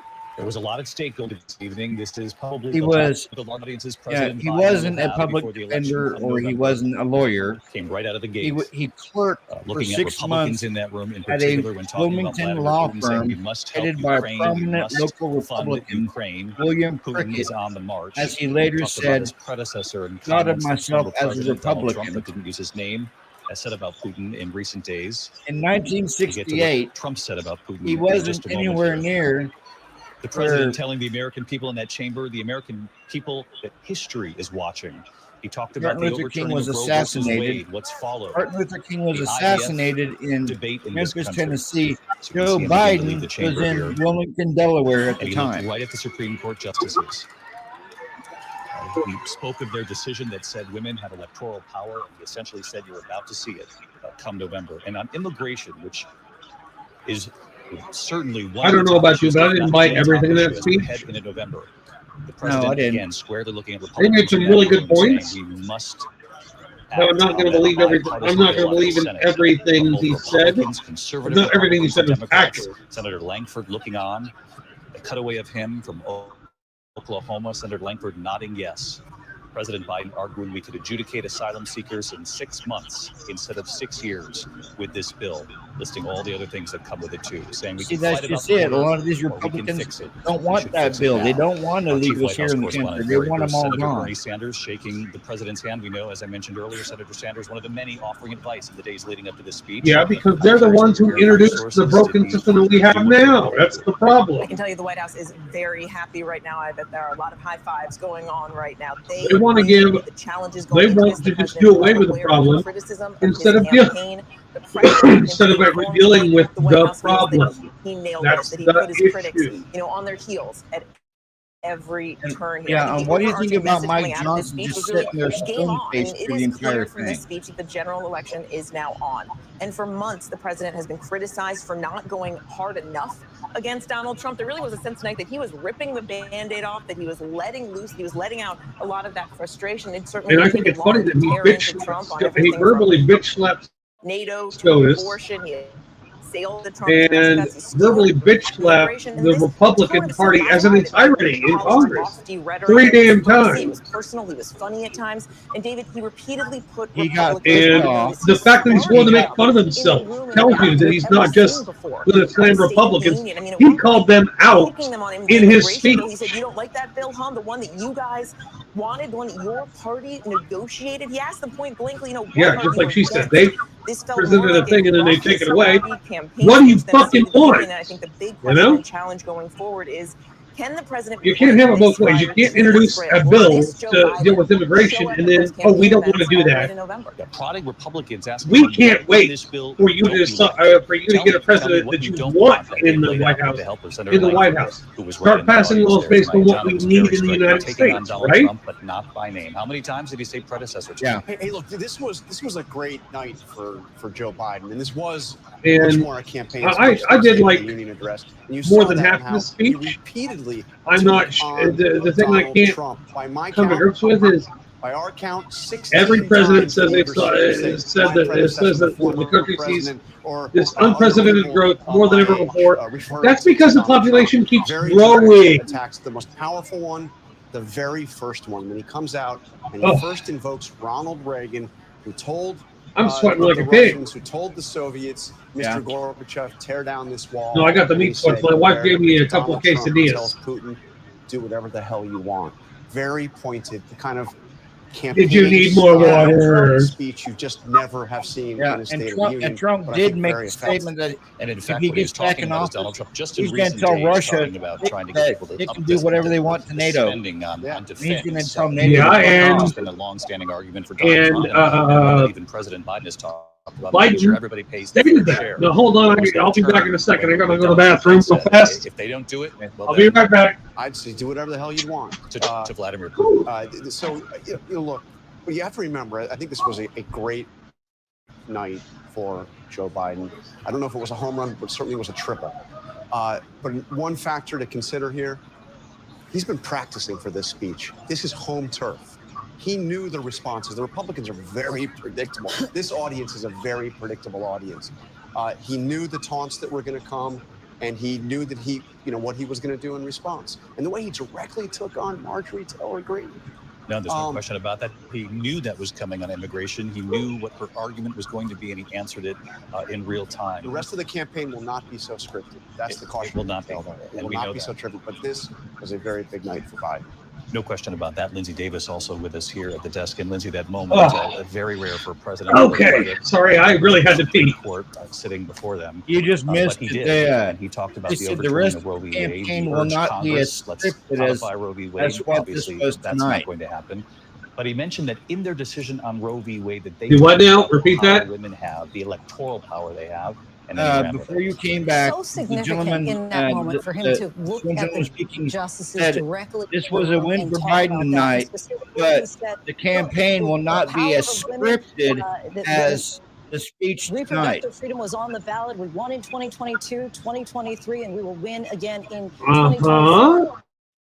And it's important to note And you believe that shit? as many as 11 states, including the battleground states of Arizona Hey, and Nevada. it's all good. I got a big ass bottle of water next to me. That could determine the election, right? If that really brings people out in those two particular states.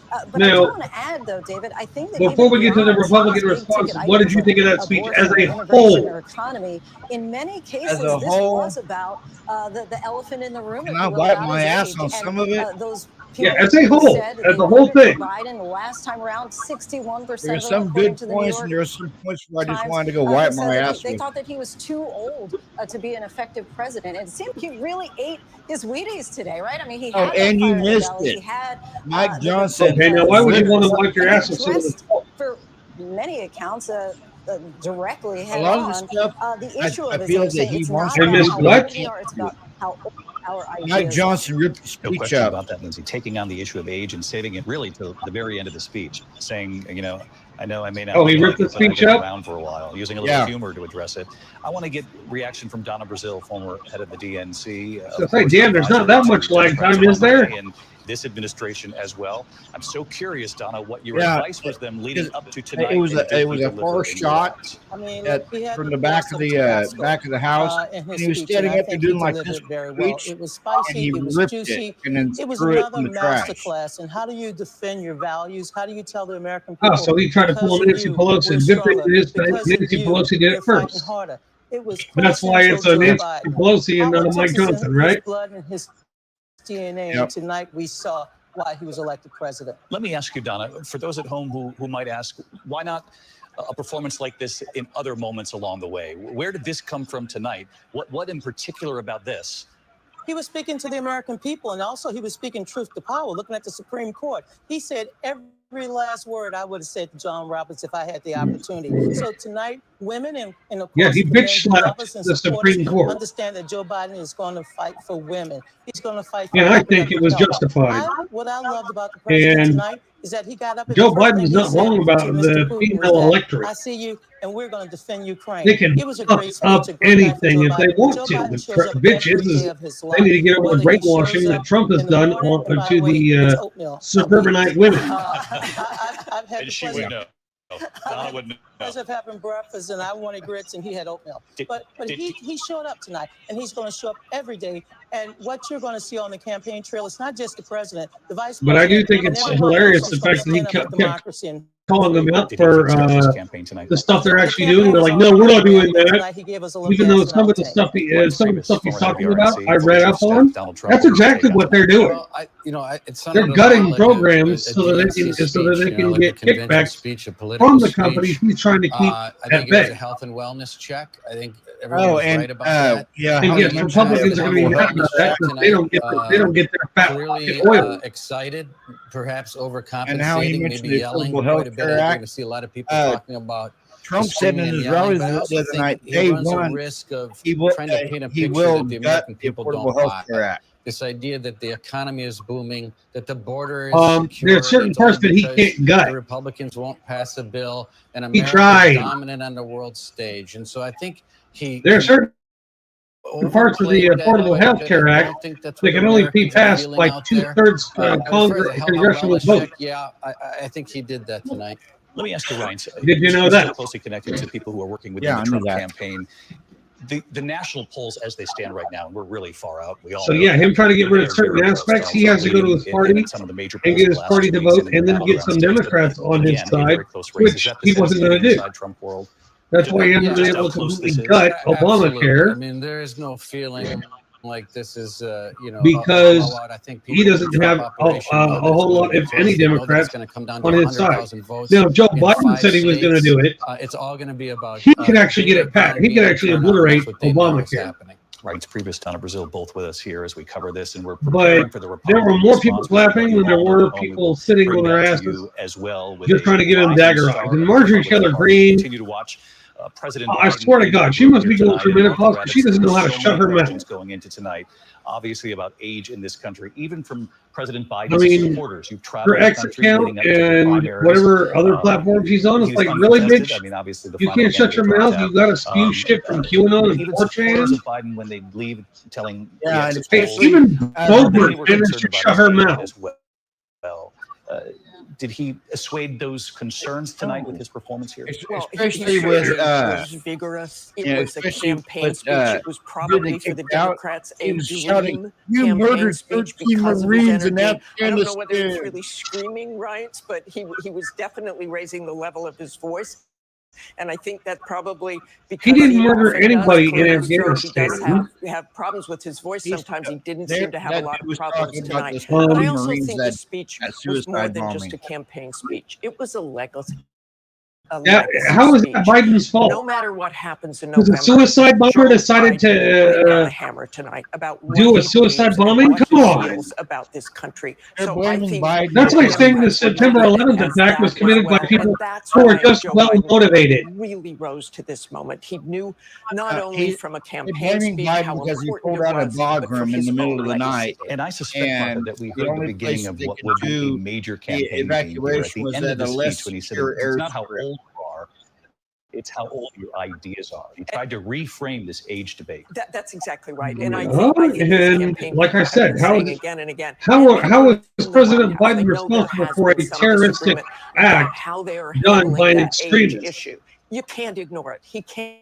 He's being blamed because in the next few weeks, he may stumble, he may make mistakes, and it'll come back to that age issue again. But for tonight, he put that to rest in so many ways. People just want to blame him for that because they don't know, they don't have anything else to blame. They can't go over and beat the shit out of people in Afghanistan who are suicide bombers. Walking into that, so ergo they have to be on somebody. Did he deliver? But saying it's Biden's fault that those 13 people died, bullshit. You stop the suicide bombings, people wouldn't die. But they feel if they die as a martyr for their cause, they go about performance all you want, but I think more importantly, what he hit. This was the old. I think that his two-state policy suggestion is Democrat. I don't ever think it's going to pass. Reached for it again and again and again, both in terms of the values. That line: "You can't love your country only when you win." The best line of the speech. Fair play and decency are bedrock values of the middle class. No matter who people voted for, the notion that you don't love your country if you guys lose, it doesn't sit well with them. And then right across that economic agenda, hitting again and again and again, middle class values. With just a few seconds left in this segment, Pierre Thomas, Chief Justice Correspondent, President Biden making it very clear tonight, defending democracy will be a key theme right now. And get to defending the democracy. Very hard on the issue of January 6th. About half of his objections were worthy of being said. Sure that everyone in the public was reminded of that. Then there's a problem that he did not actually need to fucking say at all. Pointing that out as well, David. And others were foolhardy, I believe. Particularly in regards to the House Republicans. You can't change the market and reduce inflation to nothing and stop price gouging because that would require massive oversight President Biden from law enforcement and Congress. In response tonight, and by the time you were able to prove they did it, Senator Katie Britt, she's a mother of all they have to do is change the prices and say, here's the price now. Ever elected to the Senate. We're going to go to break here for just a moment because she's getting ready to now speak to the American people. The Republican response to President Biden. I am aware. Break. Don't go away. ABC News live coverage. We gotta deal with a break. Years from now, she is a rising star in the Republican Party, the youngest female senator ever elected in the GOP. Katie Britt from Alabama delivers the Great. Some bitch from Alabama telling us what the fuck is wrong with Biden. What does it take? That's exactly what we need. Some bitch from Alabama to tell us about what conservative values are and how we need to steer away from him and go for Trump. Directions. So you have a couple loaded and ready to go. The house is destroyed, but the flag. I don't care. How important it made to USA. Great work. Hi, appreciate you. Thank you. Ismail? David. I'm David Muir. You are. You do. Every night. ABC's World News Tonight with David Muir is America's most watched newscast. Everything Yeah, I know about all that. made me realize I watched Lester Holt I want personally. and what I don't want. Tom Brady and Gisele Bundchen announcing their divorce. You didn't think that the marriage would end. You said it was the death of a dream. Yeah. How are you? Well, when you say, sorry guys, I'd I bang don't this. know. Can I have a little moment? Gisele Bundchen climbing the I wouldn't. I'm leaving my. She's had Tom Brady's disease dick in her, so yeah, no. Why do so many people start their day here? From ABC News, this is Start Here. To be in the know and get a different take on the day's top stories. A lot of news today, so let's get into it. Unfortunately, we have to put up with this shit. Podcast honored with 4 Edward R. Murrow Awards and see why the New York Times calls And I don't know how old this lady is, but Start Here, ABC. Well, she's the youngest senator, so I think she, Now, that's a part of they said that she's the youngest senator. well, you don't know how old she is. Start Here. First thing in the morning. There's a lot going on. You have another avalanche warning that's up. To catch you up with what happened overnight. You can tell me she's the youngest, but I don't tell me how old she is. What's happening Now do today? it. Escalating tensions in the Middle East. What people are talking about, the migrant crisis. Fast. Is anybody still watching? Anybody still watching this? Sounds good to me. The moose started chasing a Wow. First thing in the morning. So she's younger than we are. America's #1. Yeah. And she's a conservative moderate Republican. Hey, this is going to be kind of. Wherever news breaks. This might be cringeworthy, and I will have to call bullshit if I hear it. Changed here in London. So you might just hear a whole lot of strange bullshit right now during her little speech. With Ukrainian refugees here in Warsaw. Do you think you'll ever be able to go back She was home? born Yeah, February shut these 2nd, commercials the hell out. Outside of Mexico City, splintered houses She was and born splintered February What? 2nd, the 1982. magnitude of the devastation. He was born February Yeah. 2nd, 1982. Rolling Fork, Mississippi, Santa Fe, New Mexico, Raleigh, North Uh-huh. Carolina, the U.S. Capitol, Mayfield, Kentucky, Minneapolis, Mexico, Tongass National Forest, Alaska. Getting you behind the stories as they happen, giving you a front row seat to our Here's world one thing as she it said. plays out in real President time. Biden needs a Isn't the TV reality stretching these commercials out?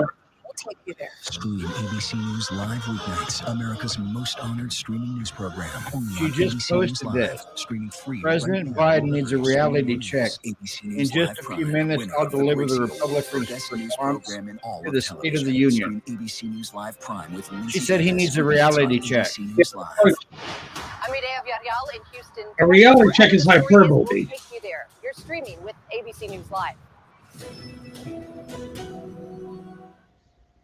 Okay. President Biden's State of the Union. We've been watching him. He's having a bit of an after-hours party, Martha Raddatz. Clearly enjoying the moment in that chamber. We have talked often. He spoke of it tonight about the length of his career. And I how don't many think years doing this around there anyway. I think they before he was vice fucking president. ducked ass and left. About history of being vice president, first black president, having the first vice president behind that was also a moment toward the end of the speech. Mary Brewster, you're learning more from the White House tonight and from the Biden campaign about what they believe he had to do tonight and whether he delivered. They certainly do think he delivered. Look, they were well aware of how pivotal and Okay, we're about to come up on it literally in like 30 seconds. Absolutely nailed it. I mean, they feel that he outlined the stakes in this election, that he noted his accomplishments, but also made very clear the stark choice before voters. And Rachel Scott, just a few seconds there in the chamber, the mood. Well, Republicans have headed for the exits, and this is typical Joe Biden. Yep. You see him shaking hands with Democrats, members of the military that have stuck around here. Conservative Republicans got the fuck out of that bill, got the hell out the building. Noted on immigration, on Yep. Medicare, Social Okay, Security lady, shut as up. well. Divisions on full display, but you heard those chants of 4 more years from Democrats. Reminder of the stakes. Rachel Scott in the chamber. Rachel, thank you. Senator Katie Britt, now a Republican. Okay, here we go. Republican response. Now to hear the little horse shit she's going to spread. Speaking from Montgomery, Alabama, you see the live picture right now coming up before you. Let's listen. Good evening, America. My name is Katie Britt, and I have the honor of serving the people of the great state of Alabama in the United States Senate. However, that's not the job that matters most. I am a proud wife and mom of 2 school-aged kids. My daughter Bennett and my son Ridgway are why I ran for the Senate. Who the fuck names their kid Ridgway? I'm worried about their future and the future of children in every corner of our nation. And that's why I invited you into our home tonight. Like so many families across America, my husband Wesley and I just watched President Biden's State of the Union address from our living room. And what we saw was the performance of a permanent politician who has actually been in office for longer than I've been alive. And you're One thing that was stupid quite looking. clear, though. President Biden just doesn't get it. He's out of touch. Under his administration, families are worse off, our communities are less safe, and our country is less secure. I just wish he understood what real families are facing around kitchen tables just like this one. You know, this is where our family has tough conversations. It's where we make hard decisions. It's where we share the good, the bad, and the ugly of our days. Living in a fucking It's house where we like laugh that. I don't together. think so. And it's where we hold each other's hands and pray for God's guidance. And many nights, to be honest, it's where Wesley and I worry. I know we're not alone. And so She's a really bad the actress. American family needs to have a tough conversation because the truth is, we're all worried about the future of our nation. The country we know and love seems to be slipping away, and it feels like the next generation will have fewer opportunities and less freedoms than we did. I worry my own children may not even get a shot at living their American dream. Oh, you're so full of shit, lady. My American dream allowed me, the daughter of 2 small business owners from rural Enterprise, Alabama, to be elected to the Her United parents States were middle Senate at class. the age of 40.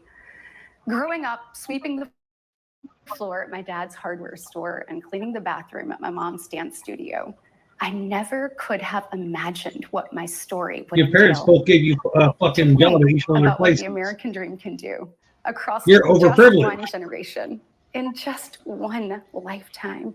It's truly breathtaking.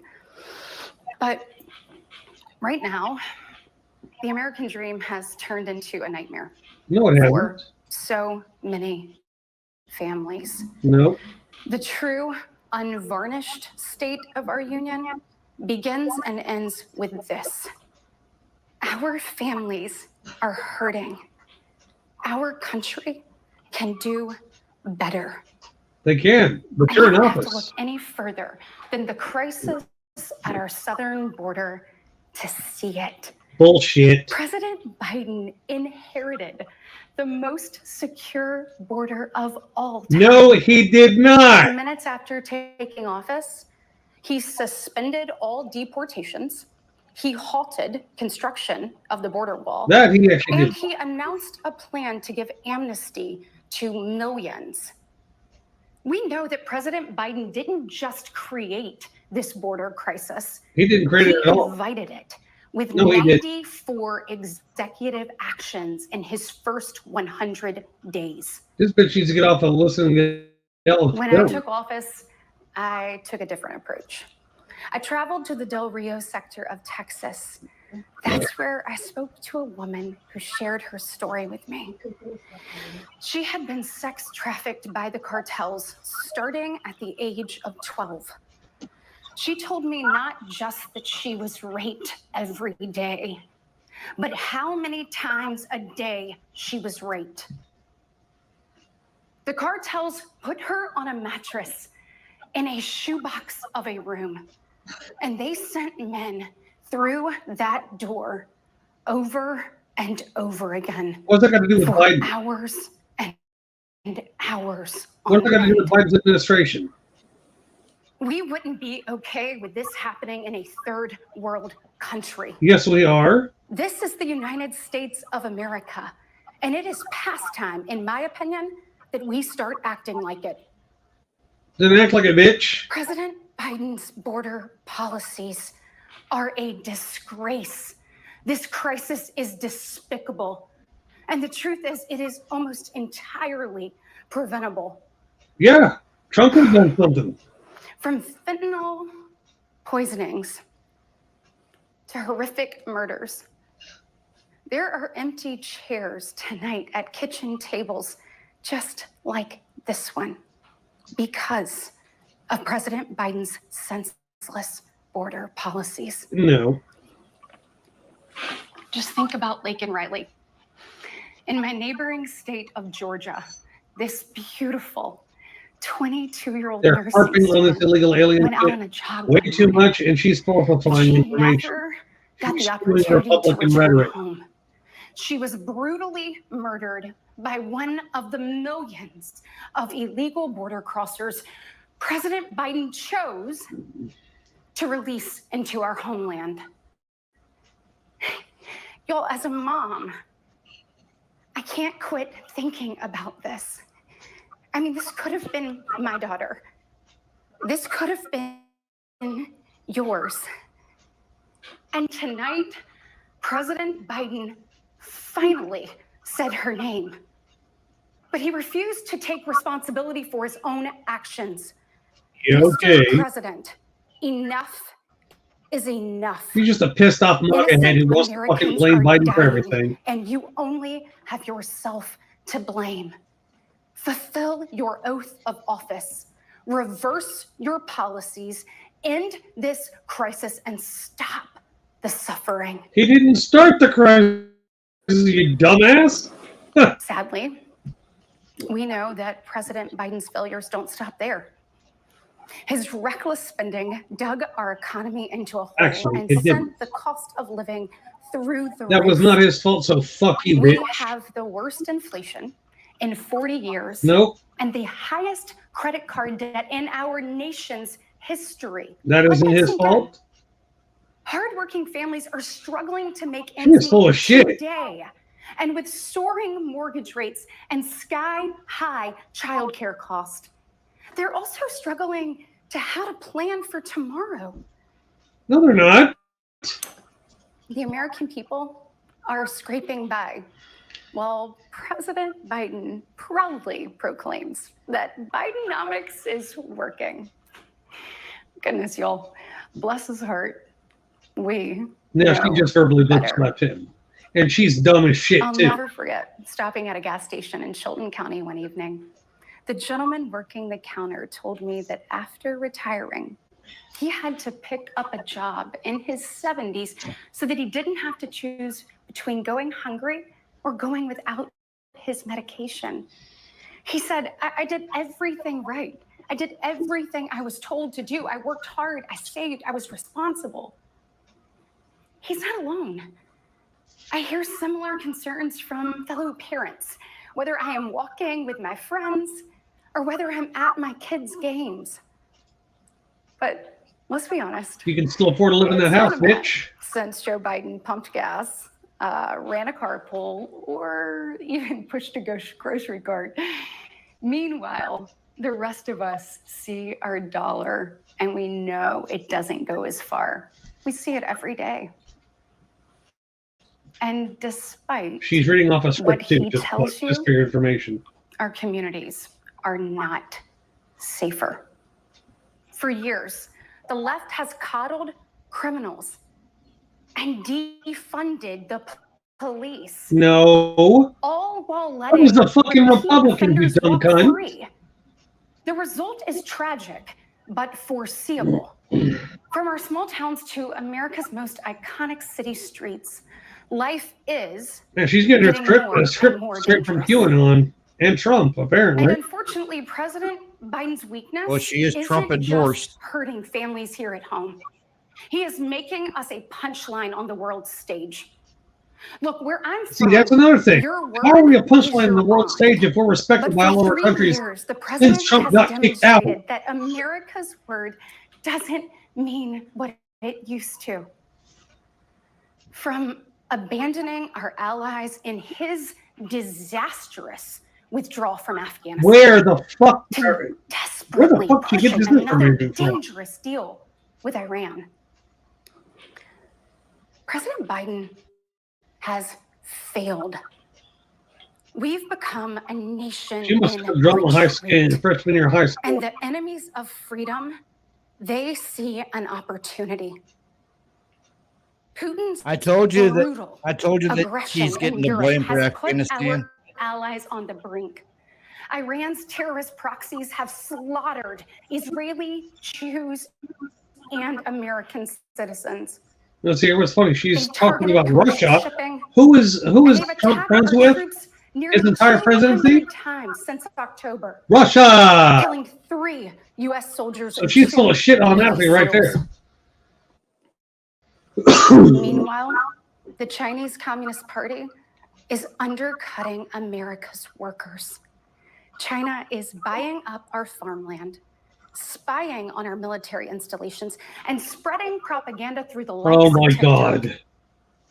You see, the CCP knows that if it conquers the minds of our next generation, it conquers America. They already conquered your brain, dumbass. And what does President Biden do? Well, he bans TikTok for government employees, but creates an account for his own campaign. Y'all, you can't make this stuff up. Look, we all recall when presidents faced national security threats with strength and resolve. That seems like ancient history. She's full of shit. Right now, our commander-in-chief is not in command. The free world deserves better than a dithering and diminished leader. America deserves leaders who recognize This sounds like a Marjorie Taylor Greene video. You notice that? stable prices, safe streets, and a strong defense are actually the cornerstones of a great nation. How the fuck would you know, bitch? You listen to QAnon too much. Are you better This is a off Trump now campaign Yeah, than pretty you were much. 3 years ago? There's no doubt we're at a crossroads, and it doesn't have to be this way. We all feel it. But here's the good news. We, the people, are still in the driver's seat. We get to decide whether our future will grow brighter or whether we'll settle for an America in decline. America's not in decline, you dumbass. I know which choice our children deserve. And Well, I you don't know the which party you're choice the going for, and Republican Party you're is trying to fighting instigate for. a change. We It's are negative. the party of hard-working parents and families. And we want to give you and your children the opportunities to thrive. And we want families to grow. That's why her kitchen It's is why bigger than your strongly house. support continued nationwide access to in vitro fertilization. We want to You help passed it loving because you had too moms many and rich white dads conservatives bring who were fitting to pull their life money, into this stupid. world. That's the whole Wes thing and I, behind that. there is no greater blessing in life. Makes you wonder how many why so many white women can't have kids unless they I have want in to make vitro a direct in Alabama. appeal to the parents out there, and in particular to my fellow moms, many of whom I know will be up tossing and turning at 2 a.m., wondering how you're going to be in 3 places at once and then somehow still get dinner on the table. First of all, we see you. Make the dude learn how to fucking cook. That's hear how. you, and we stand with you. I know you're frustrated. I know you're probably disgusted by most of what you see going on in Washington. No, And just I'll be really disgusted by honest this with you, speech, bitch. you're not wrong for feeling that way. Look, I get it. The task in front of us isn't an easy one, but I can promise you one thing. It is worth it. So I am asking you for this. Can I give her a cup of Ipecac to watch her just projectile vomit? Get into the arena. Every generation has been called to do hard things. American greatness rests in the fact that we always answer that call. The call of what? Diuretic mouthwash? Never forget, we are steeped in the blood of patriots who overthrew the most powerful empire in the world. And you're not a patriot. Walk in the footsteps of pioneers who tamed the wild. We now carry forward the same flame of freedom as the liberators of an oppressed Europe. She's not a patriot. She's an actress. To draw courage from those who bent her kitchen, that kitchen she's sitting in, is bigger than your house and my apartment. Never forget that our but DNA. She feels the pinch of the economy. Bullshit. That put man on the moon. America has been tested before, and every single time we've emerged unbowed and unbroken. Our history has been written with the grit of men and women who got knocked down. How would you know what it's like to be knocked down, lady? Shit. Stories because they did not stay down. We are here because they stood. She's a white Alabama conservative Republican who doesn't know what hard work is. Look at her hand. Our moment to see her hands look like she's worked a day in her life. Worthy of protecting the American dream. Together, we can reawaken the heroic spirit of a great nation.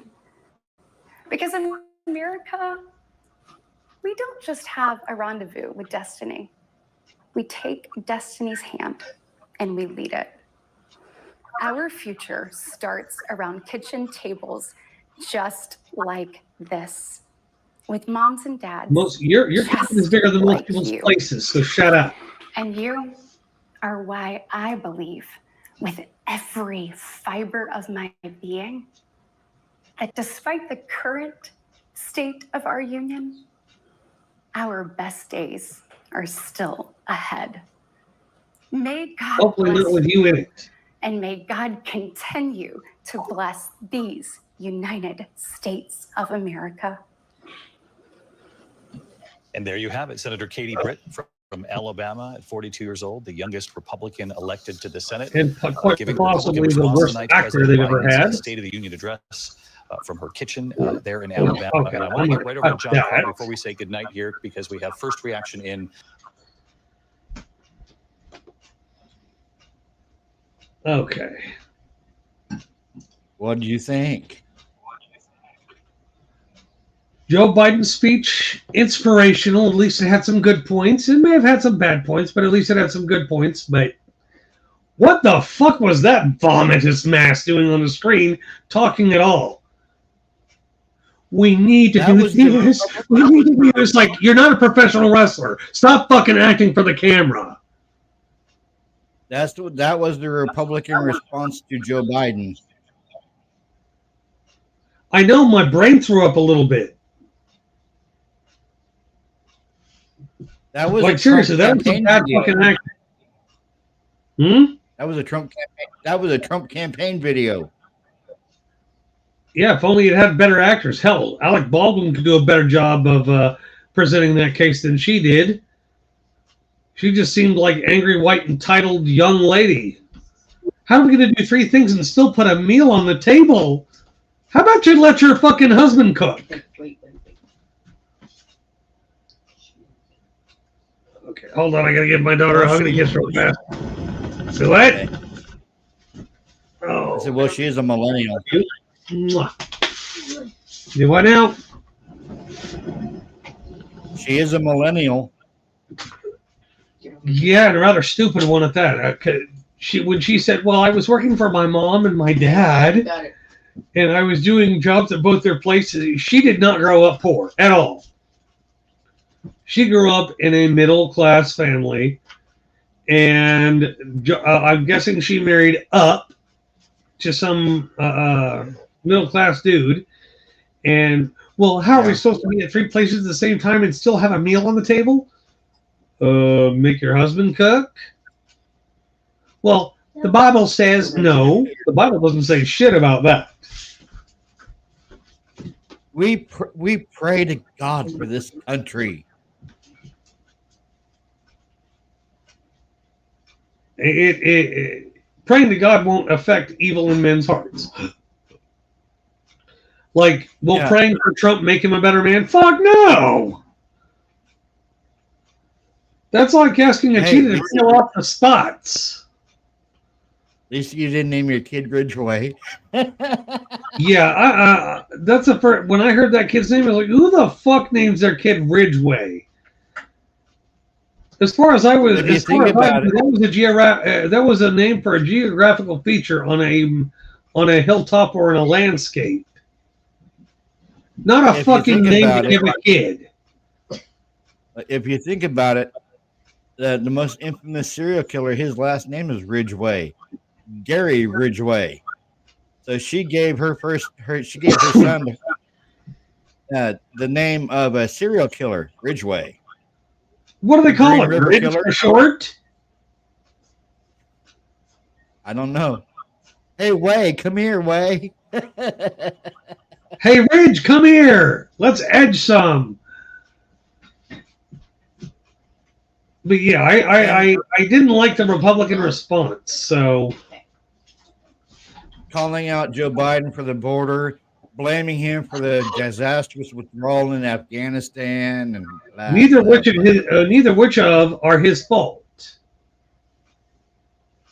Like when he was talking about the violent death, and she was like, he finally said her name.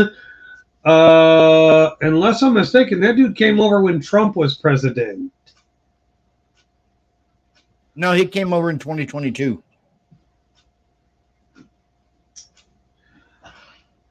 And then it doesn't become Joe. It's still not Joe Biden's responsibility as president to deport him if he came here legally or illegally. That would be the court system, and the court system takes way too. The court system, as we know, takes way too long to vet illegal aliens, right?